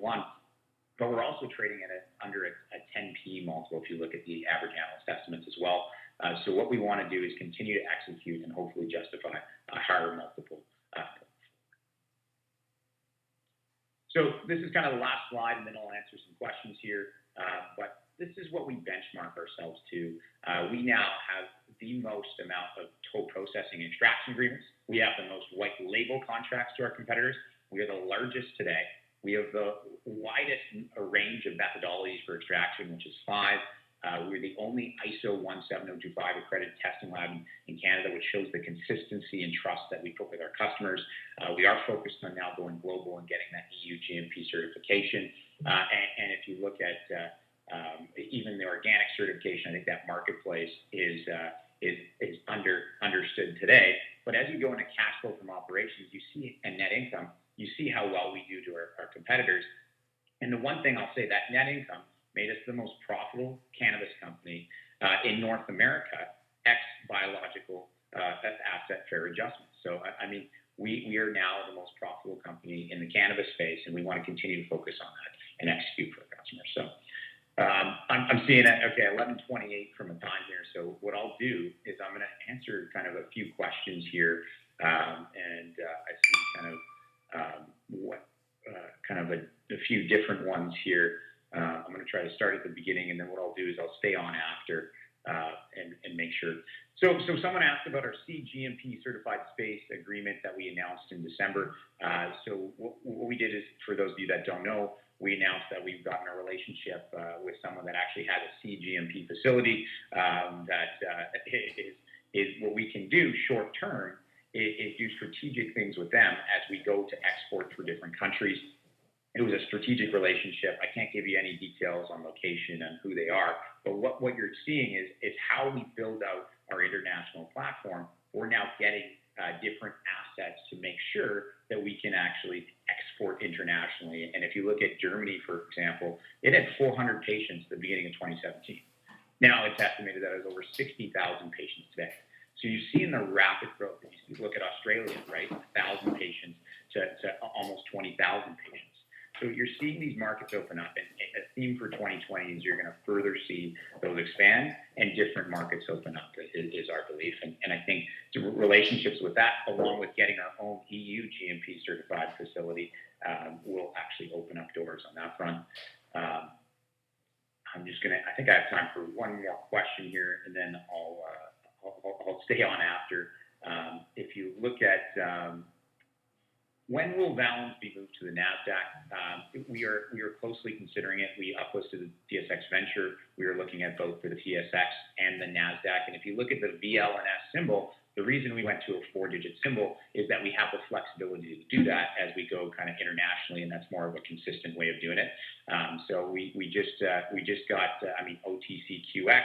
We have that, but it's definitely, we're evaluating that internally as we grow as a company. So everyone, I think I'm being waved off the screen here, but I wanted to thank you for your time, and I appreciate those of you that aren't our investors, and I apologize I didn't get to all your questions. So what I'll do is I'll stay online, and I'll go to the question Q&A section, and I'm happy to answer questions for the next 30 minutes. But thank you so much for the time, and thank you to KCSA and OTC Markets.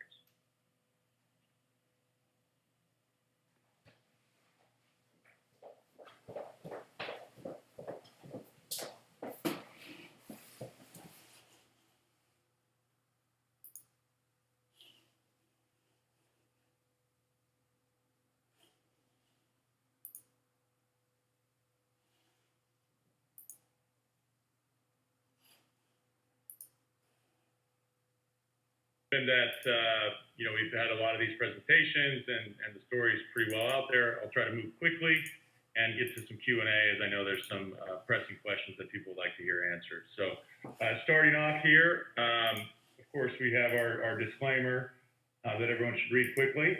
And Moving on, we have our intro slide here, which really just covers our vision. And so the vision for our company is to power the global cannabis ecosystem. And currently we're focused on doing that by providing products and services to the businesses that actually operate in the cannabis industry, AKA the plant touching companies.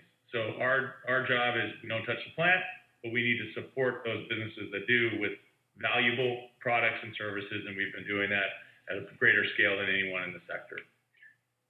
So next, pivoting to kind of looking at where we've been focused the last 10 years.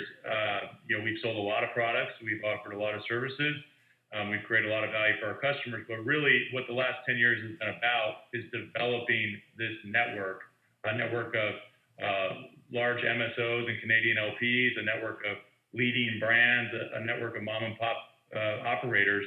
And we believe that this is the most valuable network in the industry and something that we've created a lot of loyalty that's allowed us to rapidly expand this network in our customer base.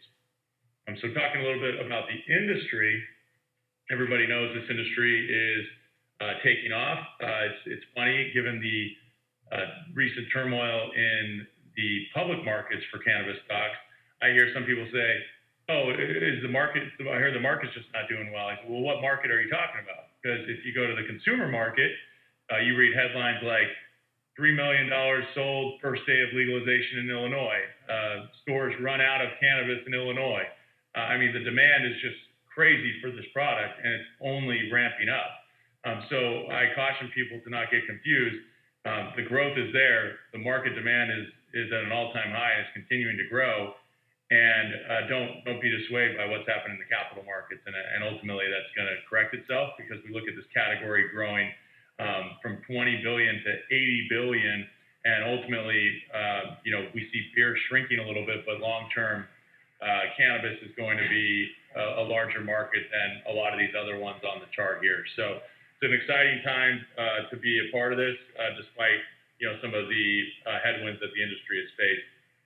Also, in addition to cannabis THC, there's also the CBD market, which is taking off in a big way as well. And the reason behind the rapid growth of CBD is not only is it something that a lot of people are finding benefit from, and it's a product that has a lot of popularity, but also it's a product that is now federally legal, and so it's allowed in traditional retail channels, and it's allowed nationally throughout the country, and many other countries are allowing for CBD as well. So we see this market expanding in a big way, and KushCo is set up to capitalize on both the THC and the CBD marketplace.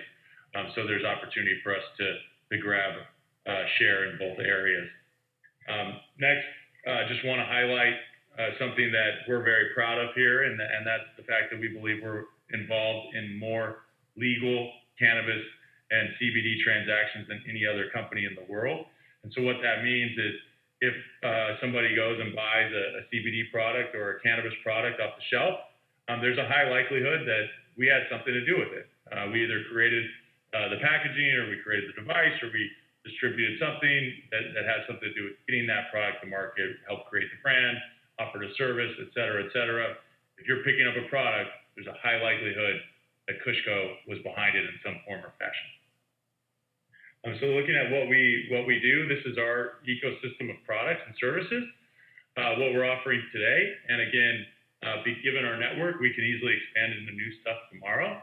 But today, we have a strong base of packaging and labeling, which has been a core focus since inception of the company, where we're selling child-resistant, other specialty design products specifically for cannabis and CBD. A lot of these products are proprietary and unique. We have an innovation arm where we've actually developed a lot of our own patented products as well. So this packaging and labeling is not going to go anywhere. Everybody's going to need packaging. Everyone's going to need labeling for the foreseeable future as this industry grows from 20 billion to 80 billion plus. Another big focus of ours has been on vape hardware. We have aligned with C-Cell, which is the industry-leading technology. We're one of 4 exclusive C-Cell distributors in the U.S. Our arrangement with C-Cell is the same as any other of the distributors, including Jupiter Research, 3Win, and Canna Brands. So we enjoy a good partnership with CCELL and camaraderie with the other distributors. And at the end of the day, our goal is to make CCELL the most prevalent device in the marketplace. And I think collectively, we've all been doing a great job of that. And we're able to add a lot of value to our customers because we can provide them with these CCELL products similar to other distributors, but we can also complement them with all the other products and services that we have in our offering. Next is the energy and natural products bucket. This is selling hydrocarbons and solvents and other natural products that are used in the production and go-to-market of concentrates and oils. So think about it this way: somebody that's making vape oil is going to need hydrocarbons. Then once they make their vape oil, they're going to need to put it in a vape pen. And then once they have that vape pen ready to go to market, they're going to need to put it in some sort of package with a label on it. So we can take advantage of this category and through multiple segments in our ecosystem. Next is papers and supplies, which is basically paper cones that are used for joints. So same scenario where somebody's making pre-rolls, they are going to use our paper, some of our supplies to make them. They're going to put those pre-rolls into one of our packages and put a label on, and then now they can go to market. Lastly, we look at our services, which includes our CBD retail services. We have a landmark partnership with CA Fortune. They're a multi-billion-dollar retail services company and traditional CPG. So they work with companies like Beyond Meat. They work with companies like Pepsi, Conagra, Martinelli's, Kind Bar, all over the place for CPG grocery products. And CBD is a new emerging category that they wanted to get into. Rather than forging it alone, they decided it would be more effective to partner with an industry expert that has relationships across the sector. And that's how the partnership was struck with us and CA Fortune. So they've been successful in every other CPG product category that they've delved into.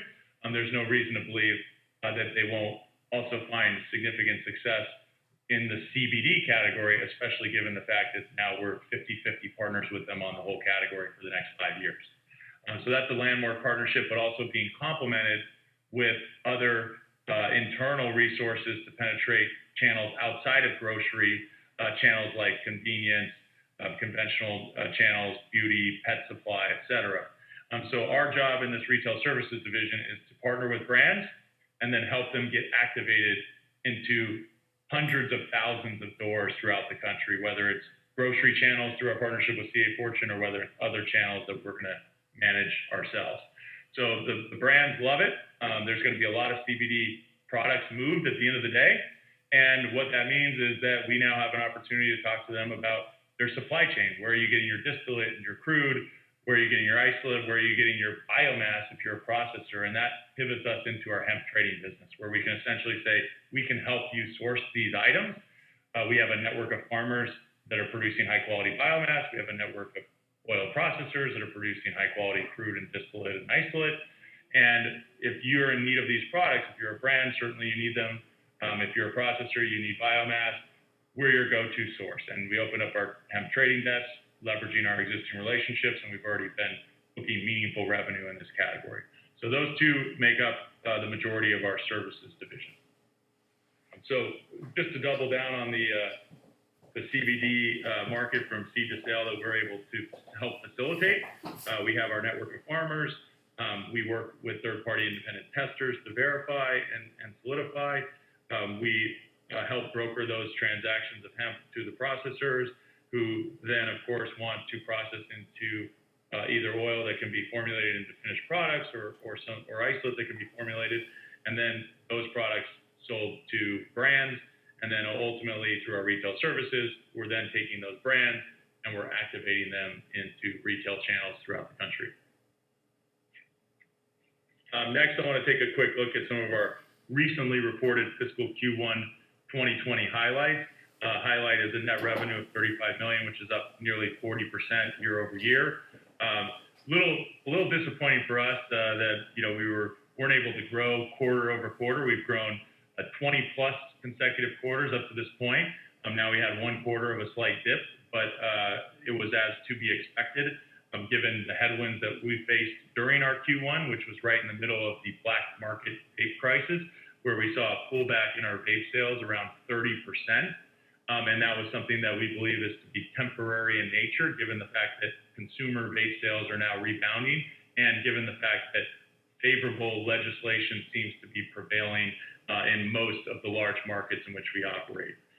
So revenue growth still strong year over year, and led by 51%, which was a quarter-to-quarter growth for medical states. So we're seeing a lot of traction in the medical states that we operate, giving us a more diversified geographic footprint. Continued cross-selling activity where we've been able to now up the amount of customers spending over 500 grand with us from 42 last quarter to now 49.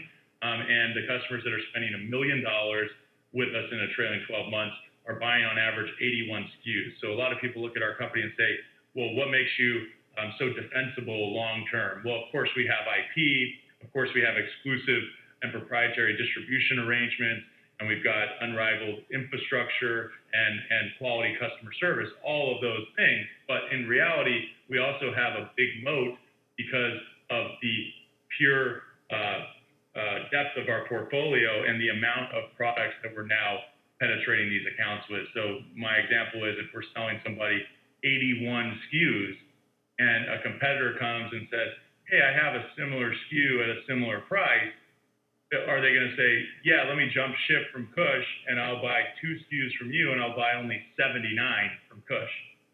Unlikely, right? As long as we have competitive products, they're high quality at a fair price, we're likely to make that relationship and those sales extremely sticky with that customer base, given that we're selling them 81 SKUs in this scenario. Next, looking at our scale, operational efficiency, improved product mix shift for the quarter, that led to gross margin enhancement. So up from 20.1% in Q4, we hit 20.8% in Q1, and that's our 4th consecutive quarter of gross margin enhancement. And we are extremely pleased with this because a lot of our gross margin is tied to our fixed costs. And as our sales ramp, we have a better leverage on those fixed costs. Now, we were able to achieve margin enhancement with actually a lower revenue base, which shows that a lot of our initiatives to drive higher margin product sales and proprietary products are paying off. And as the revenue starts to scale back, we even get further leverage on those fixed costs, and that should only drive increased margins even from this point. And lastly, we did make a lot of efforts to cost cut and restructure the business, all centered around our goal toward adjusted EBITDA profitability, which we've guided to happening in the back half of this fiscal year. What we did in Q1 was we completed a headcount reduction of 53 people, which is going to generate over $1 million in quarterly savings, $4.3 million annually.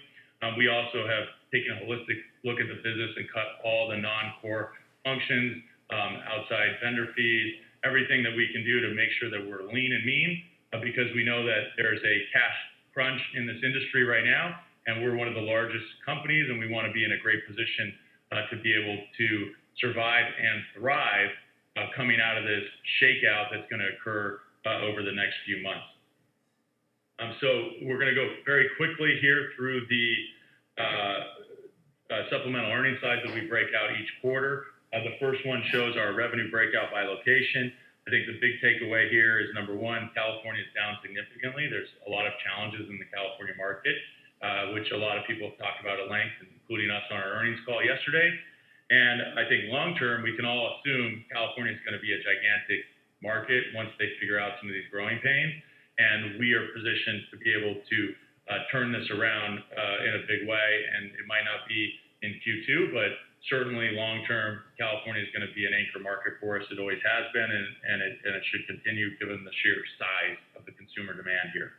The other big call out would be Illinois, which was up only 1% from Q4 to Q1, but we also said yesterday on our earnings call that we were able to actually derive more revenue the first month of Q2 than we did all of Q1. So that's no surprise given the fact that Illinois just went adult use legal. So when these states go online for adult use, we derive a direct benefit from that because we're already working with operators in those states on a medical standpoint. As soon as the switch is flipped, we see growth in those markets. And then lastly, as I already talked about, medical states being up 51% quarter to quarter, which is tremendous to see, especially because it gives us a more diversified revenue base spread throughout medical states versus lumped all together in the limited adult use states. Next, we're going to look at our product buckets.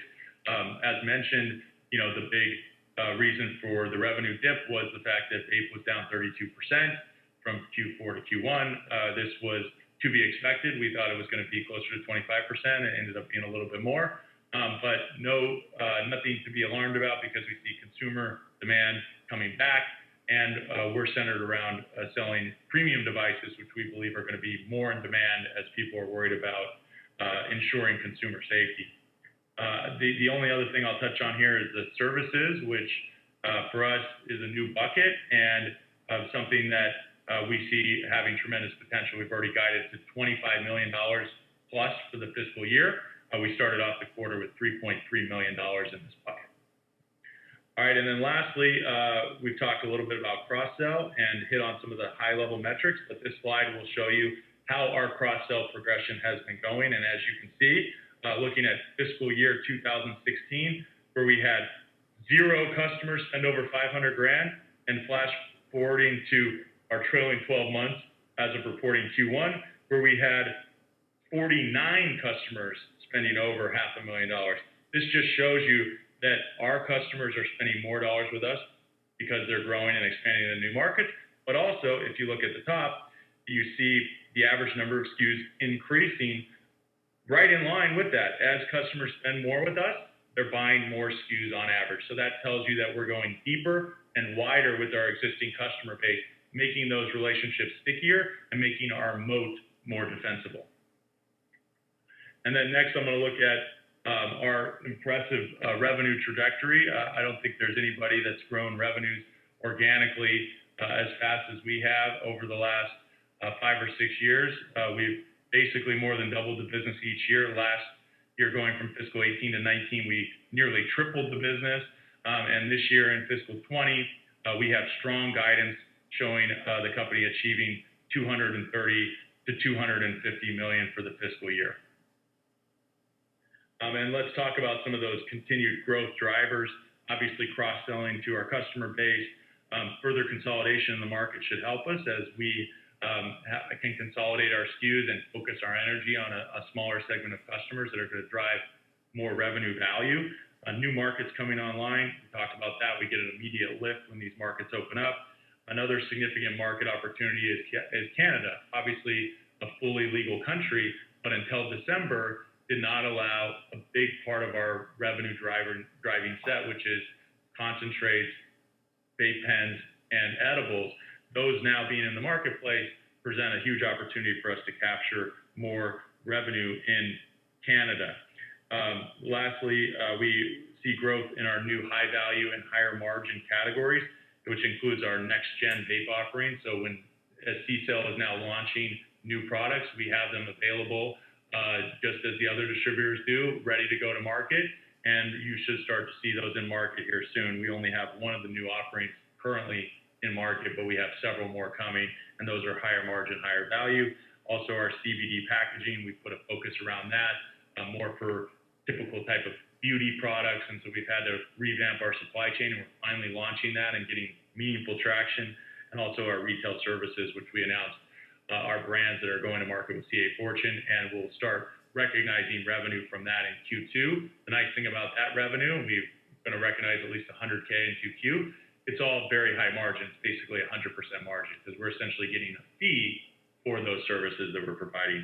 And lastly, we think that as the market continues to mature, there's going to be a conversion of people out of the black market into the legal market. And if you ask anybody in the cannabis industry what the biggest headwind has been, it's been the black market. Despite the fact that the legal market continues to grow tremendously, the growth is actually being shackled by the prevalence of the black market, especially in certain states like California and Michigan. So as the black market starts to dissipate because of more distribution points in the legal market, and as consumers become more aware of the harms of black market products versus legal, tested, safe product, we expect that to create a big boom for the marketplace and thus our business. And then lastly, I will quickly go through our balance sheet, which shows $179 million in assets, including $15 million of cash. And, of course, on the liability side, there's some long-term debt, there's some payables due, but this is all normal course for us. And just a footnote here that this includes a $30 million equity offering that we did to fully capitalize the business in September. Next, quickly look at the leadership team, which is all available on our website at KushCo.com. And we've built out a diverse suite of experts in each of their domains that complement each other with a mix of entrepreneurial zeal and seasoned executives that we also have in the mix here. And then the last slide here is our kind of highlights snapshot. We're basically a leading one-stop shop for brands and operators in the cannabis and CBD space. We have a highly scalable platform where we can ship product across state lines, and our margins enhance as we grow scale in all of our markets. We also have very established customer relationships as seen in our cross-selling data. We have long-term supply agreements that then enable us to provide highly reoccurring revenue and stickiness when it comes to our customer base. We also have a track record of significant top-line growth and margin enhancement. And with the recent industry pullback, despite the fact that our company continues to grow and produce more value, the stock has come down to a point where it creates a compelling valuation for an entry point for new investors. All right, and with that, I'll turn over to the Q&A section and start going through some of these questions. So number one, the question that we've highlighted here is, are there any anticipated capital raises in 2020 to support the growth plans? And the answer is at this point, no. And the reason why is because the market is saying that capital is not attractive right now to cannabis companies. And so we have to operate with that same mindset. A year ago or 2 years ago, investors were pouring money into this space. And so we wanted to take advantage of that capital to accelerate growth. It was the right decision. But today, the dynamics have changed completely. And so we have to have the mindset that we've raised the capital, we've capitalized the business, we have a credit partner that has a scalable line of credit in place with us, and we're going to utilize that to be able to hit our growth. Now, are we going to be able to grow as fast as we did before? No, but we're still expecting meaningful growth, and we're going to do it the right way, focused around growth that provides profitability. So this is why we're focused on higher margin products. We're focused on larger customers that have higher average order size and more meaningful profit dollars when you look at a customer by customer basis. Next question is, what's the status of our application to NASDAQ? We've applied to NASDAQ. There's other companies that are much smaller than us that have been listed on NASDAQ that are ancillary to the cannabis space. So at this point, the NASDAQ has shown that they're open to listing companies that are ancillary in the cannabis space that are deriving revenue from cannabis companies. Of course, they're not listing any plant-touching companies, which we are not. But for now, there seems to be no issue with them listing ancillary companies. Now, the one issue that we've come across is we have an open SEC investigation that popped up back in July, I believe. And that investigation is centered solely around the restatement that we had in April. The company had to restate financials, unfortunately, due to an accounting error. This was a non-cash error that we took due to the way that we had calculated acquisition earnouts. When we discovered the error, and yes, we discovered it internally, our new CFO, we brought it to the attention of the auditors and third-party consultants, and we determined, in fact, we did make a mistake. So we quickly restated our financials and fixed it, and we were transparent about it. However, when these restatements occur, it's not uncommon for the SEC to want to take a look at it. And the SEC is still looking at the matter, and until they've concluded the investigation, we're likely not to be able to get listed on NASDAQ. Now, the good news is the investigation's been going on for 7 months, and we believe that in the near future, we should be able to get a resolve. But I will caution that this is out of our control, given that it's up to the SEC working through the process and ultimately signing off and hopefully giving us a clean bill of health so we can go list on the NASDAQ. Next question that we have on here is, if you raised 30 million in September and now you have 15 million of cash, how will you get through this year?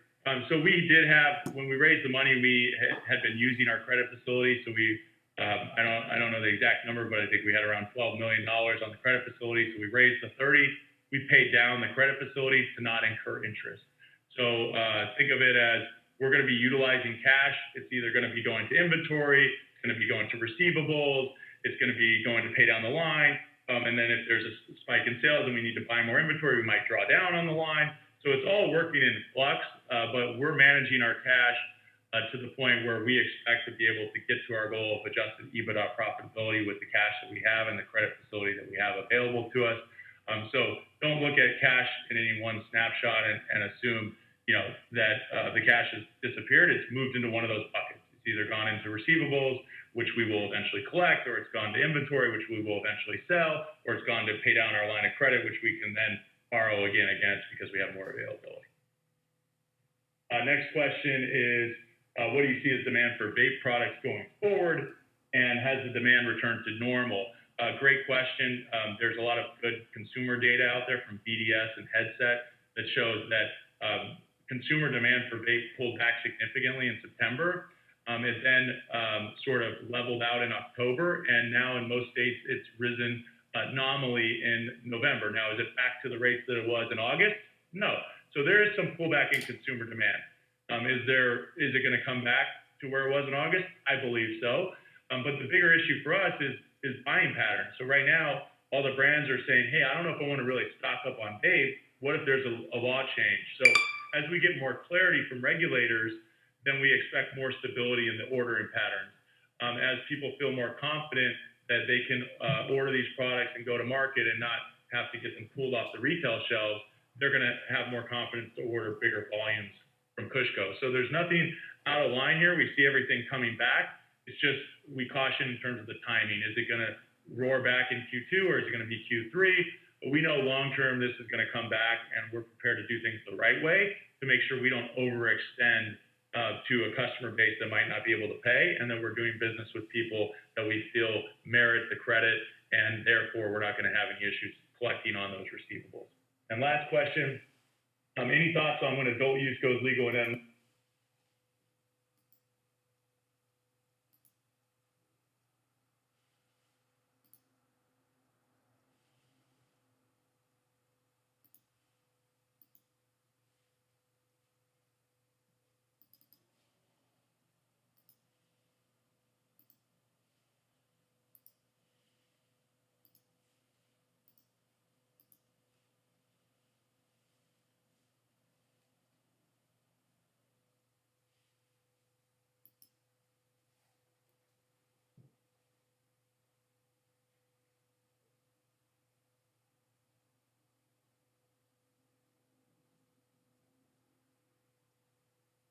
Hello and welcome to the Virtual Investor Conferences.com January 9th KCSA Cannabis Investing Event. My name is Phil Carlson, and on behalf of KCSA, as well as our co-host OTC Markets, we're very pleased you have joined us for our next live presentation. Before I introduce the presentation, a few quick points. Please submit your questions in the questions box below the slides. Once the Q&A session is ended, don't log out. You will automatically be transferred into the Urban-Gro virtual trade booth, where you can continue to ask questions via chat and access a library of shareholder materials as well as links to the company's website and other key information. Lastly, all presentations are recorded and are available for 24/7 replay at your convenience. At this point, I'm very pleased to welcome Brad Nattrass, co-founder and chief executive officer for Urban-Gro, which trades as UGRO on the OTCQX. Welcome, Brad. Well, thank you, Phil. Good afternoon.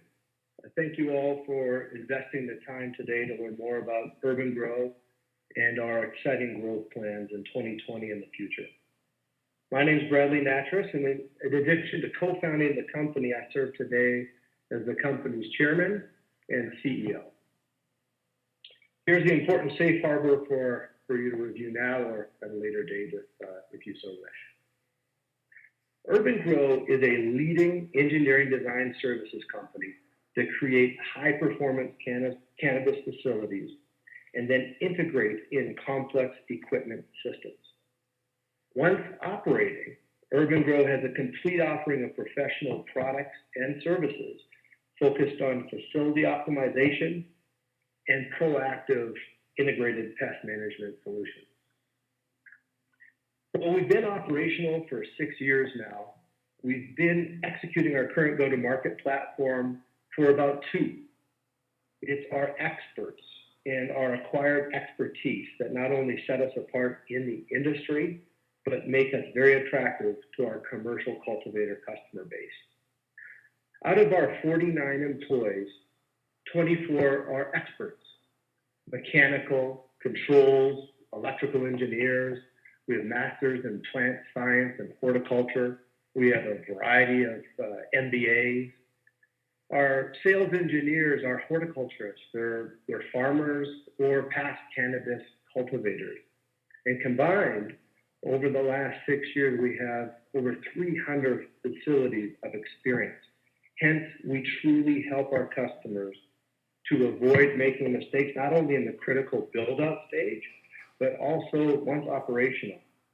In 2019 alone, we contracted over 1.5 million square feet of canopy.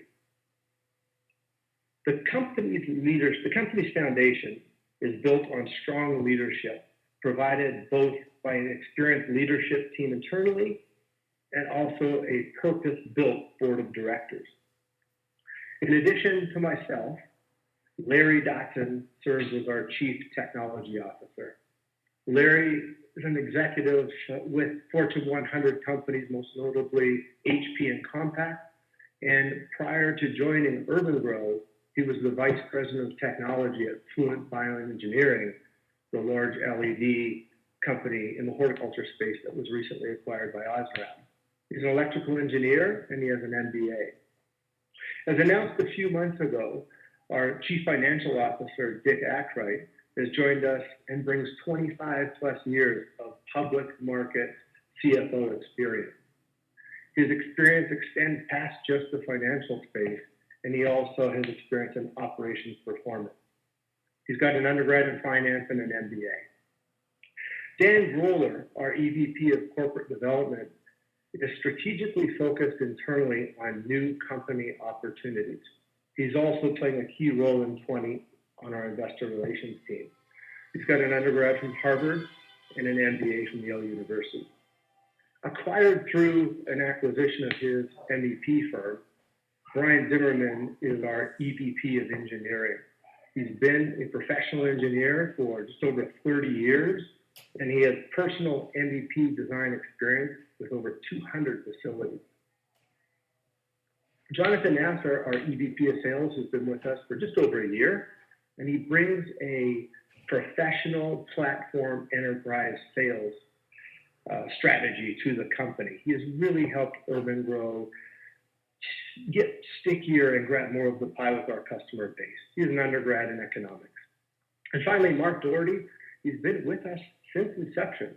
His operations experience in controlled environment ag are playing a key part of Urban-Gro's growth, and personal experience in over 100 complex cultivation facilities.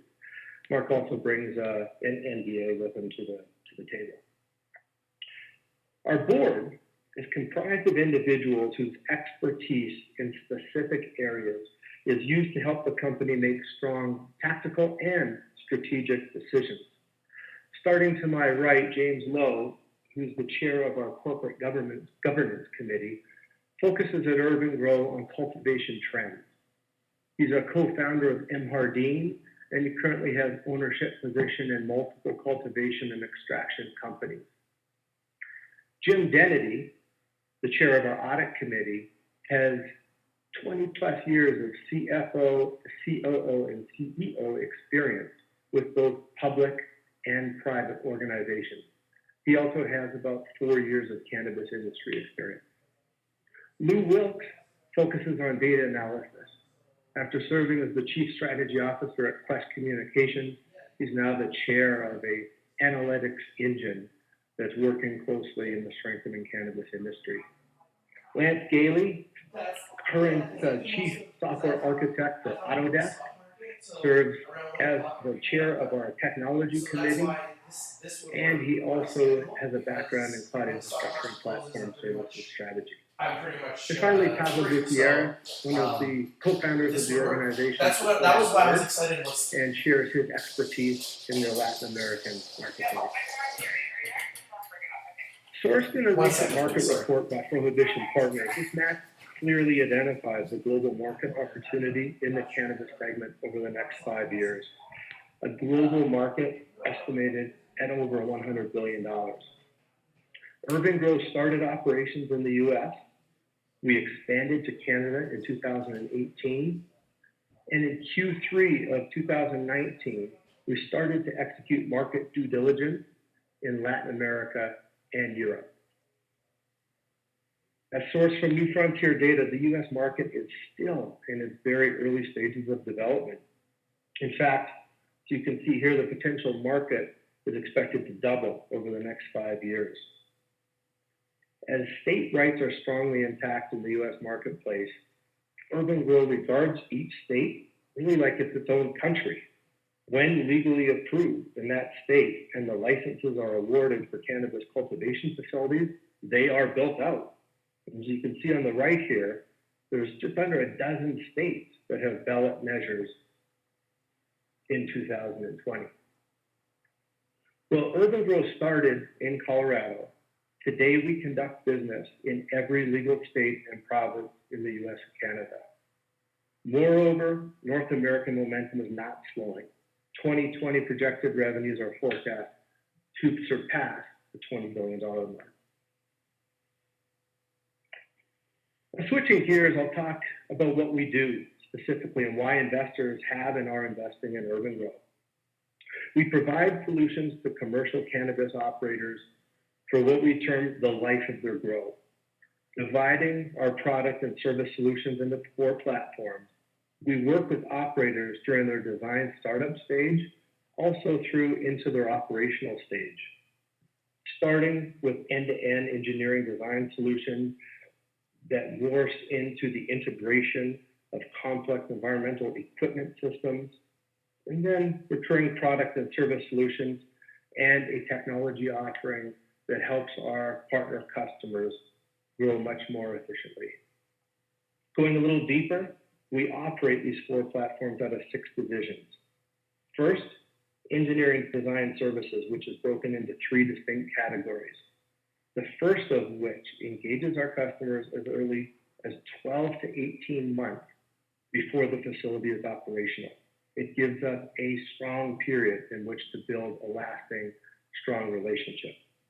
Second, complex and custom environmental equipment systems, anything that really needs to be designed, HVAC, environmental controls, irrigation distribution. Third is more off-the-shelf cultivation equipment products that are utilized in the build-out of a facility. It includes lighting and benching solutions. Fourth, technology solutions that provide insight into the microenvironments within the canopy. And finally, utilizing our expertise to consult and provide facility optimization services, helping our customers solve issues so they can grow the most efficient, high-yielding product possible. And our environmental sciences division is integrated pest management, programming, writing programs, and helping our customers execute them. Urban-Gro separates itself from the competition in the marketplace with its 3-pronged engineering design services platform. Cultivation space programming, a solution that was just launched in Q3 of 2019, engages the customer up to 18 months before startup. The MEP, or Mechanical, Electrical, and Plumbing Engineering Design, is a solution that we launched in late Q1, early Q2 19, with the acquisition of Denver-based Impact Engineering, also doing business as Grow2 Guides. And finally, the integrated cultivation design. This is a solution that Urban-Gro has provided to its clients since Q1 of 2018. It's the final stage once the building structure has been built. Really is the designing the guts of the grow. providing some more detail on each because it does separate us from the competition. The first stage is cultivation space programming. In its simplest form, this is space allocation to optimize the facility based upon the client's go-to-market strategy, their operational practices, and also site-specific restrictions and legal regulations. The goal is to design a facility that utilizes the most efficient layout possible to optimize operations and the process flow of the facility. These are the steps that we found most operators do not address in a proactive manner, but they're so critical to the long-term success of the operation. Hence why we decided to launch this very, very much needed segment to the marketplace. Building out Urban-Gro's company IP and garnered from our experience working on hundreds of facilities, we've developed a smart database calculation model. It ensures we're working to design and lay out the most efficient cultivation facility based upon the aforementioned input. An example of the input from this model can be seen on the pie chart in this slide. After spending an in-depth amount of time with the cultivators and the owners of the facility, all of these inputs are entered into our database, and based upon all of the factors and algorithms, it results in giving a facility space breakdown. Not only can we help them set up to utilize the space in the most efficient way possible, but we're able to share with them exactly how many square feet of canopy they'll be able to get into a predetermined facility size, the amount of employees they'll need to run that facility, the resource costs to run that facility, and then finally the design costs that would be required in order to get through to the build out and completion of that facility. The next stage is the mechanical, electrical, and plumbing, or the MEP, engineering design. These construction documents, the deliverable that we give our clients, are used by the general contractors that they hire to build the facility. These are stamped documents, and Urban-Gro stamps construction documents in every state in the US and also every province in Canada. The final design stage is integrated cultivation design. This is the guts of the grow. This is what we've done for the last 2 years, and we've had great success in the North American marketplace. We are designing the flow of water throughout the facility. We are designing the water treatment solutions that are needed, the lighting with lighting plans, airflow by fan plans, and benching layouts, everything focused on building an integrated facility that operates at the most efficient levels. These drawings by our engineering team are designed to such a precise detail that the customer is able to procure much more accurate and aggressive quotations from their plumbing and electrical contractors, who in turn install the equipment. There's no fudge factor needed. You can see on the right the depth we go to putting detailed plans together. As released in our Q3 report, Urban-Gro is strongly increasing our contracted design engagement, which is also a strong indicator of future equipment sales 9 to 12 months after the design begins.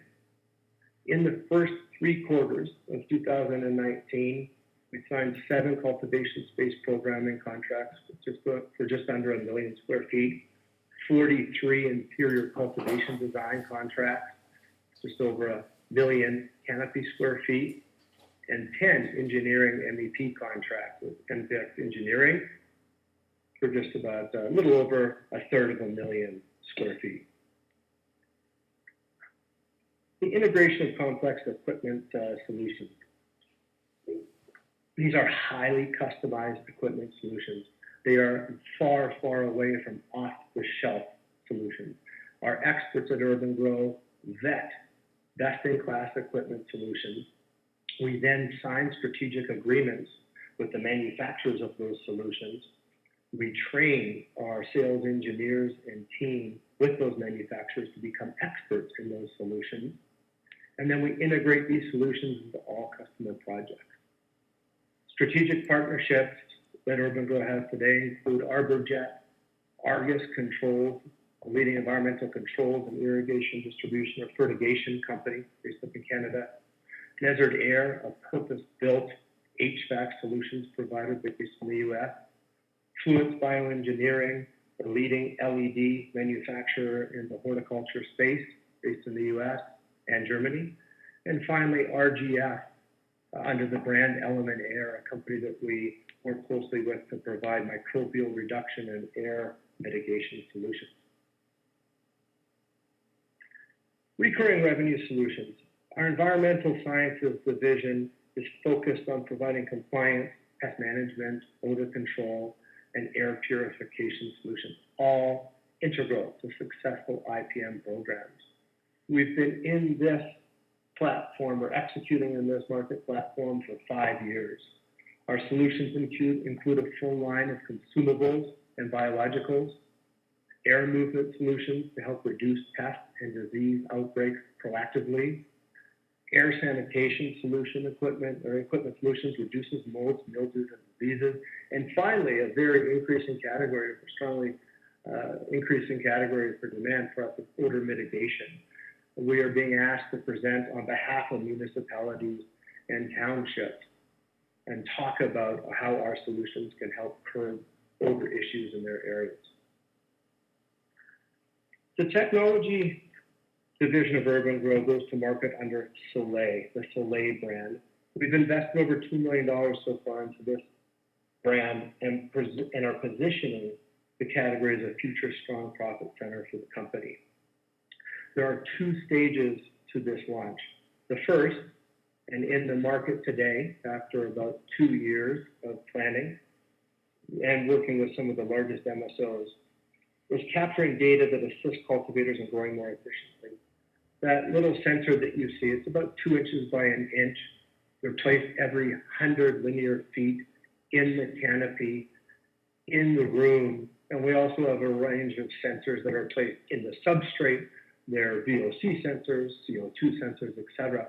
All of those sensors are feeding information wirelessly every minute to the cloud, capturing information like humidity, airflow, temperature, moisture levels, etc.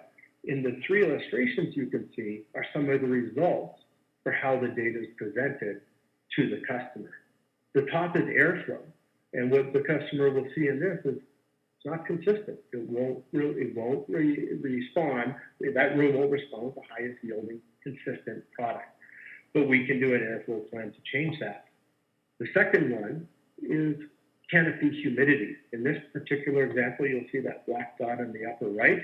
There was an irrigation issue, but we were able to proactively get ahead of for the customer. And when you can look at these heat maps, you can also dig in and see exactly what's happening on an individual sensor basis. It is a catastrophe mitigation tool, and it's a tool to help our partner customers grow the most efficient product possible. Stage 2, and the future of this solution, is a data analytics machine, what we refer to here as a multimodal anomaly detection engine. With all of the data that we're capturing, we'll be able to see what changes harvest to harvest. And in the long run, it will allow operators to model out grow cycles while they change different variables without actually growing. The goal will be to see the effect on certain changes based upon past data points and then make the changes in real life in their facility. It's not testing live where they could have some issues with the product. Cultivators engage with Urban-Gro because we save them time, money, and resources. We're a singular solution. The other alternative is the cultivator piecemeals their operation out themselves to multiple vendors, and then they must manage that. We provide one focus for the customer to talk to. There will be problems, and they have one voice to come to and talk to about it. We have 300 plus facilities of combined experience that gives us the ability to proactively assist them in not making mistakes and also efficiently take them to market in the fastest way possible. From a money standpoint, our integrated solutions lower the operating costs and contribute to increased yield. We've vetted the best-in-class solutions and have those strategic partnerships. We're not buying one system, we're buying dozens of systems from these partnerships. And therefore, we have strong purchasing power as well. And finally, the ongoing operational savings are key because they're putting best-in-class products into their facilities. Resources, our customers have access to our deep bench of scientists and experts. It's accessing that expertise without adding to their overall payroll or overhead.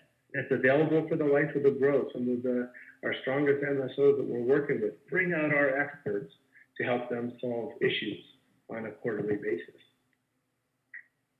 Year-to-date highlights in 19. Our year-over-year growth remained strong in 2019. In our design and integration services, we acquired the MEP engineering firm Go2 Guys. We also in 19 launched the early stage design platform, Cultivation Space Programming. Financially, in the first 9 months of the year, and as reported in our last Q, our revenue increased 16% versus same period in 18. Our gross profit increased 10% to just over 32%. Our cash position at the end of Q3 was $3.5 million, was a new company high. And our deposits from customers against future shipments at the end of the quarter was also a new company high at $4.2 million. But we did execute a focused pivot in Q3 and Q4. With the change in capital markets, Urban-Gro had to switch. We had to pivot from being a company only focused on top line, looking at increasing land grab as quickly as possible, not focused on profitability. But we have taken substantial steps to adjust our focus to be laser focused on positive EBITDA in 2020. In Q4, and what will show in 2020, we cut $220,000 of burn on a monthly basis from the company. 2020 growth initiatives, we have 3. Number 1 is continued focus on the build out of our recurring revenue platform. It's key because we're staying sticky with the customer. We're there on site, we're front of mind. And when we're on site, when they're looking to provide, when they're looking to expand, or maybe looking to open another facility, we're there and we're servicing them and we're providing a solution they need. Second is the launch of a managed services division. After we're done, after the equipment solutions have been installed, after our team of engineers have commissioned them on site, we've realized the demand for us not to walk away, to be there on an ongoing basis. Our customers want to have these contracts in place where we're helping them behind the scenes. We're helping them with the consistency and helping them avoid making mistakes. And finally, expansion into Europe, which I'll talk about in greater detail. The European medicinal cannabis sales are projected to be just over $39 billion by 2024. Well, we've been strongly focused on engineering design for 2 years now in the US market. We entered the US market with our solution about 5 years after it legally opened. In addition, over the last 2 years, we've learned a lot from this experience. We've learned what to do, and we've also learned, just as important, what not to do. So when we enter this European market, we're going to be entering the market pretty much in year 1, and as a very experienced and efficient engineering design company. Finally, we're being pulled into Europe. We're not by ourselves. Our channel partners love the initial value-added component to their cycle that we bring, and so we're entering that with a couple of our partners. For stock information, we trade on the OTCQX under the symbol UGRO, market cap of just over 32 million and employees 49. We're well into the process to cross-list on the CSE exchange in Canada. And although there's factors out of our control, we are estimating that this will take place in Q1 of 2020. All right, I'll open up now for questions. We have a few questions. First of all, projected number of clients in 2020. Urban-Gro is projected to work with between 50 and 100 clients on our engineering design services platform globally in 2020. In addition to that, in the post-startup operational focus divisions, recurring revenue, we're dealing with hundreds of customers. We find our way in by solving a problem. Maybe it's a powdery mildew issue. Our environmental sciences team solves that issue. So we penetrate the customer and then radiate within the organization in order to build other relationships. What challenges exist in the industry for 2020? The challenges that I see are all focused around working capital. It's why we had to pivot in Q3. The same issues that Urban-Gro is looking at in terms of growth capital, our customers are as well.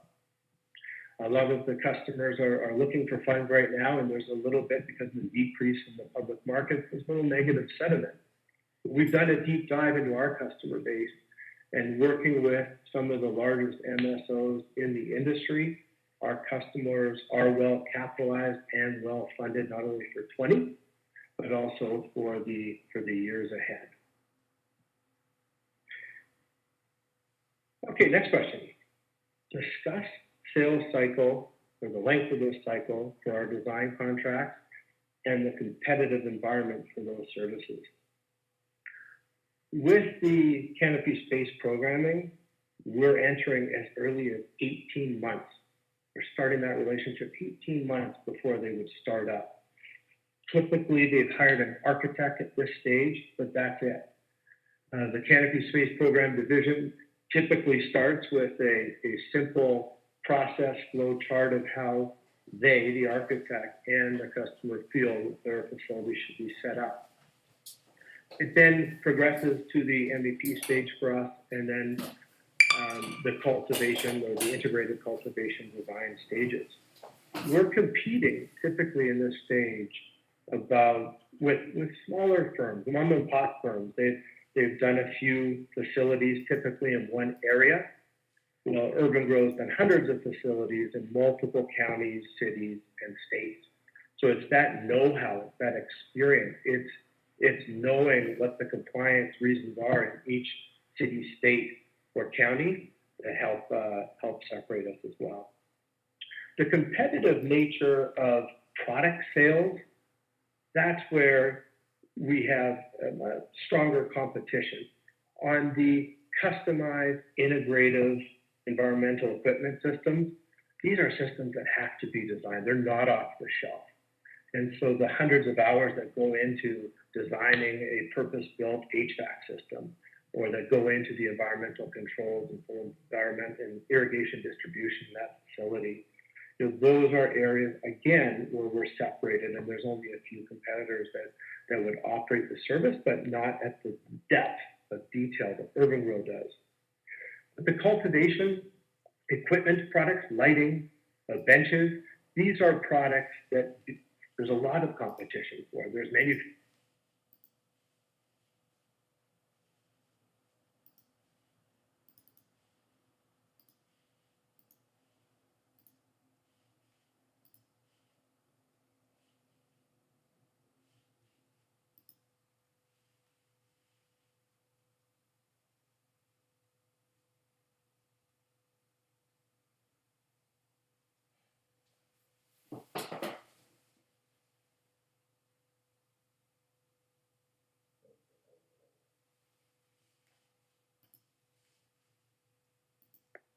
Hello and welcome to the virtualinvestorconferences.com January 9th KCSA Cannabis Investing Event. My name is Phil Carlson, and on behalf of KCSA, as well as our co-host OTC Markets, we're very pleased you have joined us for our next live presentation. Before I introduce the presentation, a few quick points. Please submit your questions in the questions box below the slides. Once the Q&A session has ended, don't log out. You will automatically be transferred into the KushCo virtual trade booth, where you can continue to ask questions via chat and access a library of shareholder materials, as well as links to the company's website and other key information. Lastly, all presentations are recorded and are available for 24/7 replay at your convenience. At this point, I'm very pleased to welcome Nick Kovacevic, Chairman, Co-founder, and CEO of KushCo Holdings, which trades as KSHB on the OTCQX. Welcome back, Nick. All right, thank you. Glad to be here, and thank everyone for tuning in for this presentation. So, given that we've had a lot of these presentations and the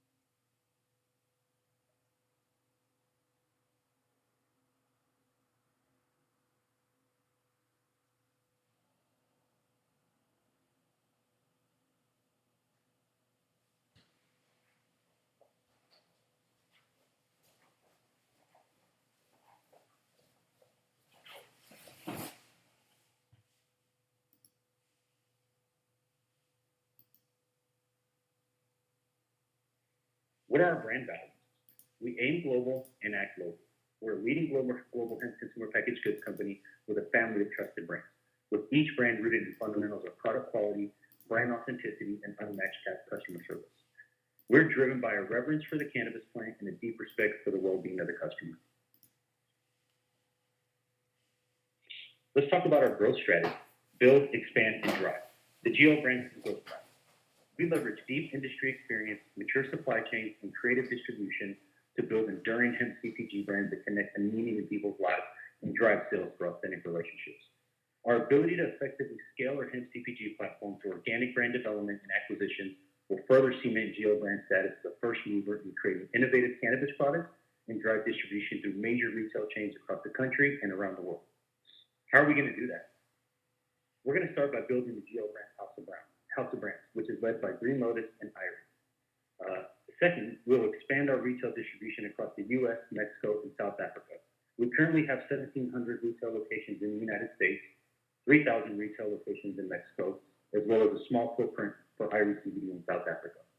And last, we will be driving first mover position in cannabis consumer packaged goods through expanded cannabis offerings such as CBG, CBC, and many other cannabis. Let's talk about our leadership team. So I myself, CEO, founder, and board member, Marine Corps veteran, joined the Marine Corps when I was 17 years old, straight out of high school. And I got my start in California's medical cannabis markets. I was a medical cannabis cultivator from 2003 till about 2015, off and on. I founded Port Wayne Patients Collective in Southern California, as well as Texas Wellness Investment Group in 2016, which raised roughly $12 million for the application of a medical cannabis license in Texas. Also founded Green Lotus in 2016 with my brother. We then have Brian Moon, our Chief Financial Officer. Brian Moon brings more than 30 years of management experience and will lead GO Brands' corporate finance operations. Before joining GO Brands, Brian served as CFO with Team Promark and Microsoft Ensemble Studies Corporation. He structured and managed mortgage securitizations for a publicly traded company and was a manager at KPMG. Mr. David Goldberg. David Goldberg joined Merit Capital Partners as a senior partner in 2017. Merit Capital is a private equity fund targeting investments across the entire cannabis ecosystem and is a major investor in our company. Mr. Goldberg has specialized in credit investing for the past 25 years, managing proprietary investment portfolios at leading Wall Street firms and hedge funds. Daniel Nguyen, our Chief Science Officer and also board member. Daniel brings with him a combined 19 years of experience in pharmaceutical, nutraceutical, and cosmetic fields. Mr. Nguyen also worked as a research chemist and chemical compounder, working at companies such as Fruit of the Earth and Access Pharmaceuticals, and even delivering cancer drug delivery systems for Access Pharmaceuticals. Daniel brings unparalleled consumer packaged goods product experience to our company. David Botrin, board member. David is a business development expert with a successful track record in multi-billion-dollar health and wellness companies, as well as ownership and executive leadership in mid-cap and emerging growth companies. Mr. Rotrin brings invaluable health and product commercialization expertise to the board of directors. Most recently, David was involved in the acquisition of Origin House to KushCo Labs. He was an integral part of that acquisition. Let's talk a little bit about our growing business. In 2018, year-end, the company reported revenues of roughly $600,000. 2019 year-end, the company reported revenues roughly $2.3 million. For Q1, our projected revenue, Q1 2020 fiscal, our projected revenue is between $2.1 and $2.5 million, representing 4x growth in the business. That growth is due to expanded distribution footprint in the United States with our Green Lotus products, as well as international distribution through our partner CBD Life in Mexico. Geo Brand operating subsidiaries, building a house of brands. Green Lotus.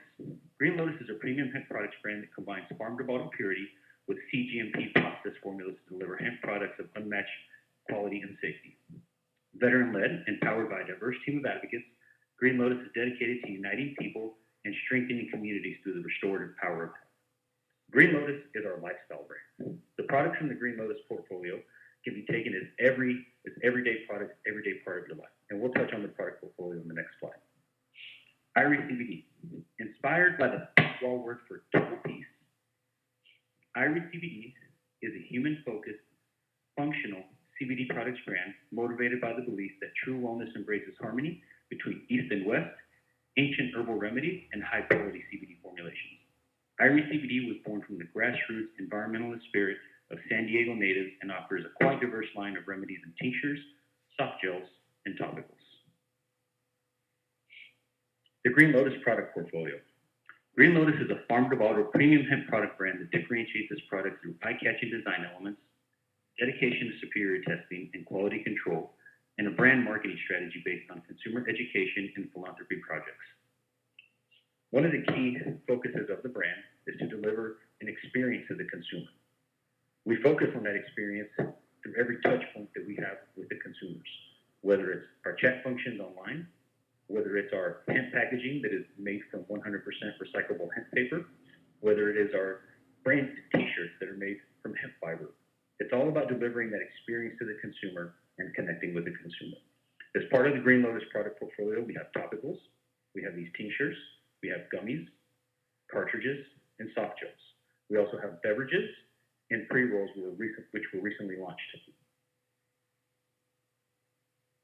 Irie CBD product portfolio. Irie CBD is a soil-to-oil brand that is committed to social and environmental responsibility.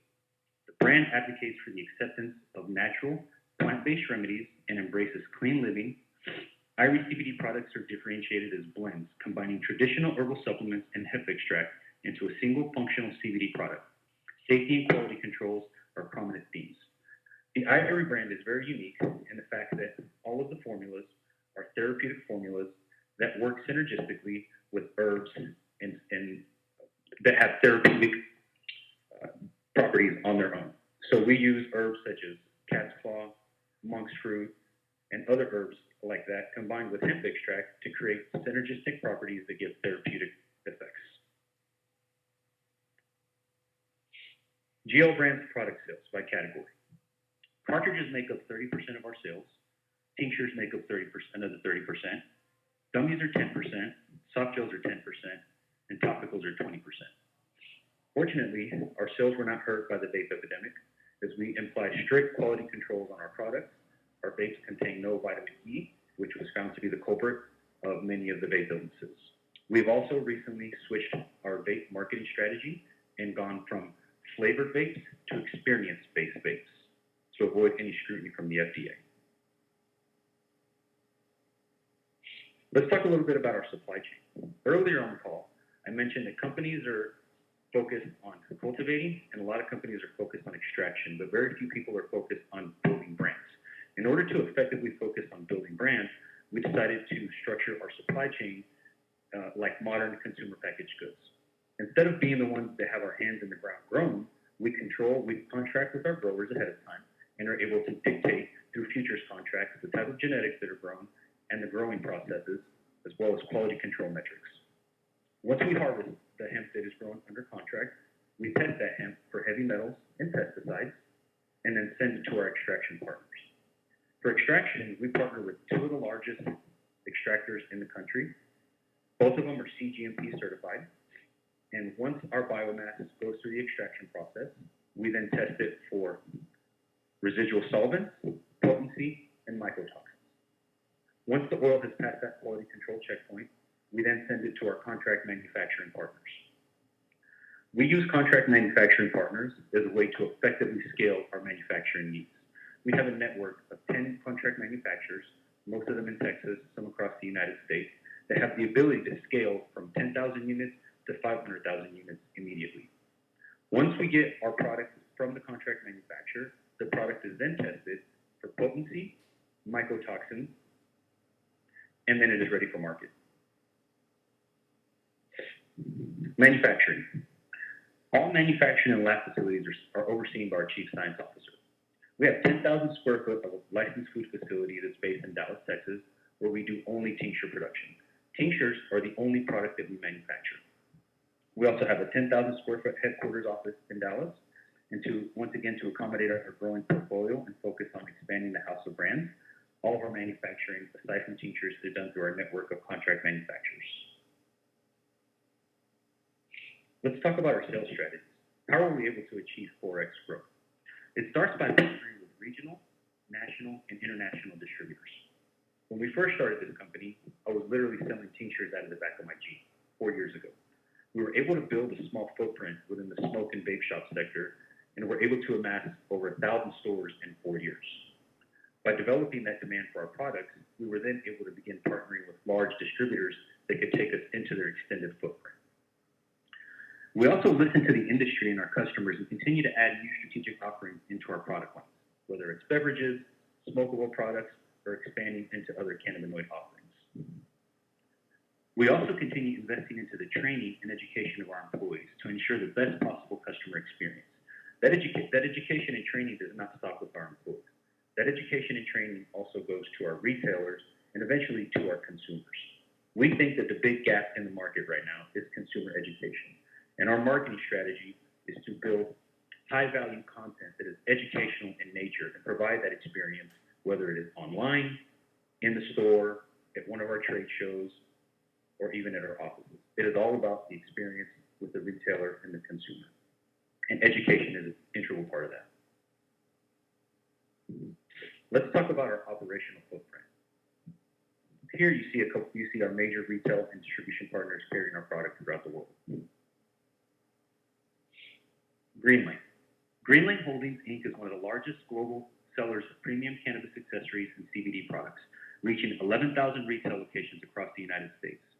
Through an exclusive U.S. distribution agreement for specific verticals, signed October 2019, Greenlane currently distributes our products across the country into 1,300 points of sale, with the plan to reach 3,000 to 4,000 points of sale by the end of the year 2020.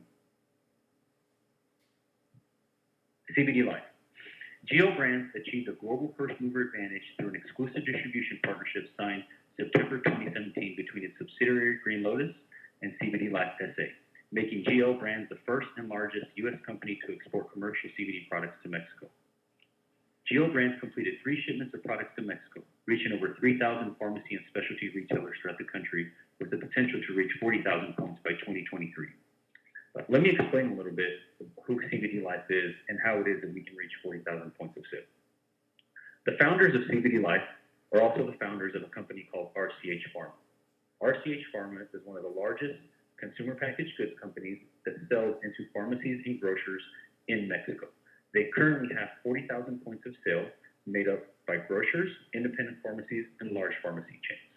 We met CBD Life about 3.5 years ago when we closed the partnership, and they have started, since then, they have been marketing these products into their footprint.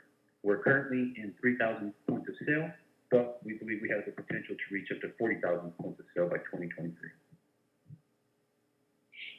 Sales team and U.S. accounts. Geo Brands employs a 2-person sales team based in Dallas, Texas, and we work with 3 major national distributors, some of which are yet to be announced. Geo Brands sells products in 1,700 stores nationwide, growing to an estimated 3,700 by March 2020. Total current U.S. retail footprint includes Wakeferns, 30 stores, Giant Eagle, approximately 100 stores, Avail Vapors, approximately 100 stores, Green Lane Distribution, approximately 1,300 stores, independent pharmacies, approximately 100 stores, and independent grocers, approximately 70 stores. Projected 2020 growth in the U.S., 5,600 stores. That will be from expanding our footprint within Green Lane Distribution from 1,300 stores to 3,000 stores. That is also from a pharmacy major national retailer that we recently closed and have received a purchase order from that has taken us in 2,000 stores as of March, and another pharmacy, another distributor in the grocery vertical, which we have recently closed but is yet to be announced, that will take us into their footprint of 500 stores. Sales team in Mexico. Geo Brand is working with CBD Life to educate the Mexican market via traditional mainstream media channels, celebrity athlete endorsements, and social media. CBD Life is also participating in experience-based trade shows that includes venues such as Wanderlust Festivals and the Ragnarok. Our current footprint is 3,000 stores, 400 of which are GNC Mexico, 1,300 of which are Farmacia Isa, one of the leading pharmacies in Mexico, and 1,300 that come from independent pharmacies.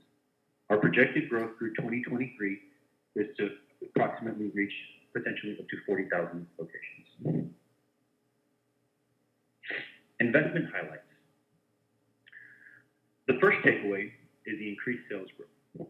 First quarter 2020 projected sales revenue between $2.1 and $2.5 million, which is a 4x increase from the $0.6 million of revenue generated in Q1 2019.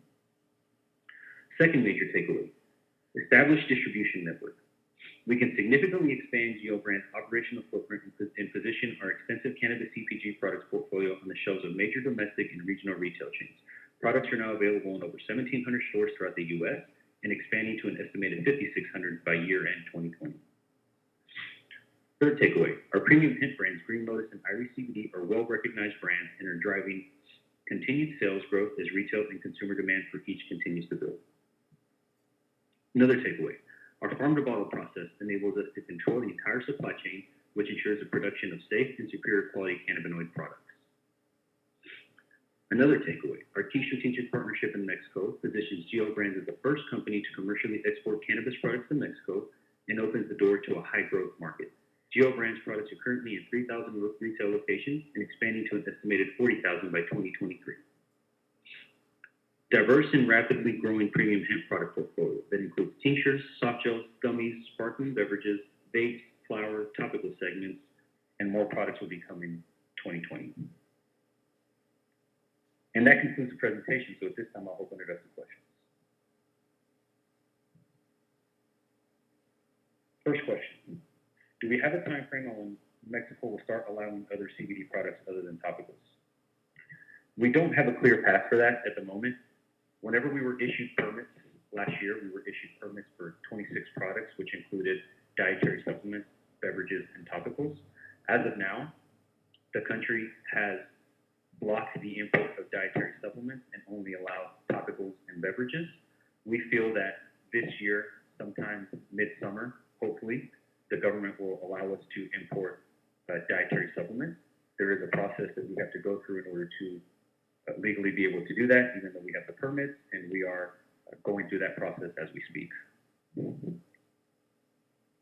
Next question. Does Geo Brand supply Rocky Mountain High brands with its CBD for their drinks? Yes, we do. Through a partnership with Rocky Mountain High Brands, we are the supplier of nano-encapsulated water-soluble CBD for Mexico's beverages. Next question. How is the present business situation with CBD Life in Mexico? And what is your anticipated general projection in 2020 in terms of expected revenue from that relationship? We have publicly disclosed the purchase order that we have from CBD Life for the next 12 months. That purchase order contemplates dietary supplements as well as topicals. Currently, we're only importing topicals, and we hope that mid-year we'll be able to import dietary supplements and begin to execute on the rest of that purchase order. Next question. Are there any plans to enter non-USA retail markets such as Europe? Yes, there are plans to enter the European market. We have started looking at events and distributors in Europe and have some interest, and we'll be moving forward on that later in 2020.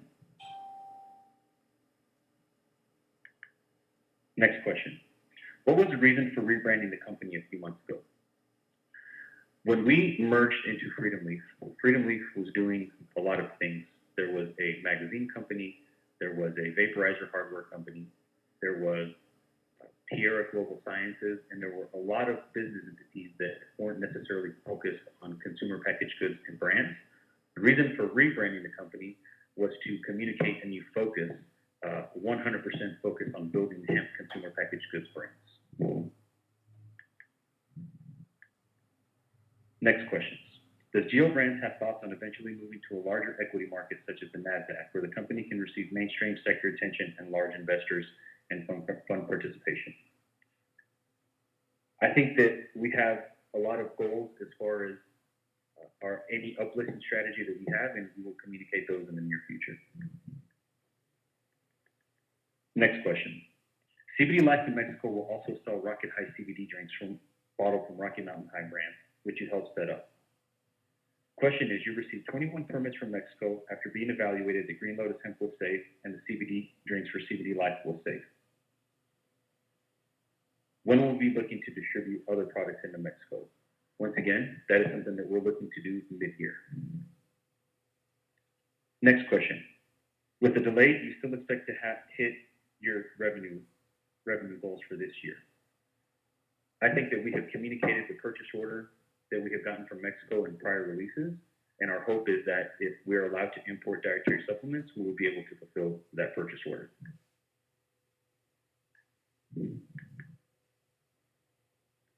Next question. When will the company become profitable? I think with this filing that we're about to file, I think it'll be very clear to investors that we have a very clear path to profitability, and I think that we can become profitable sooner rather than later.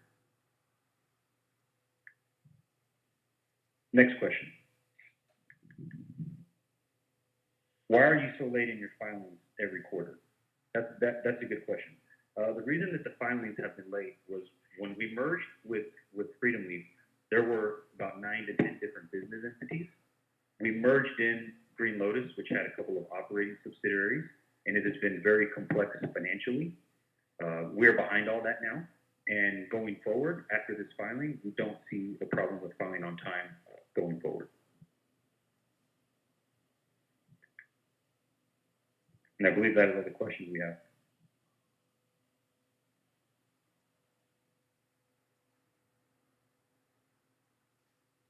That is all the questions that we have. So at this time, I will conclude my presentation.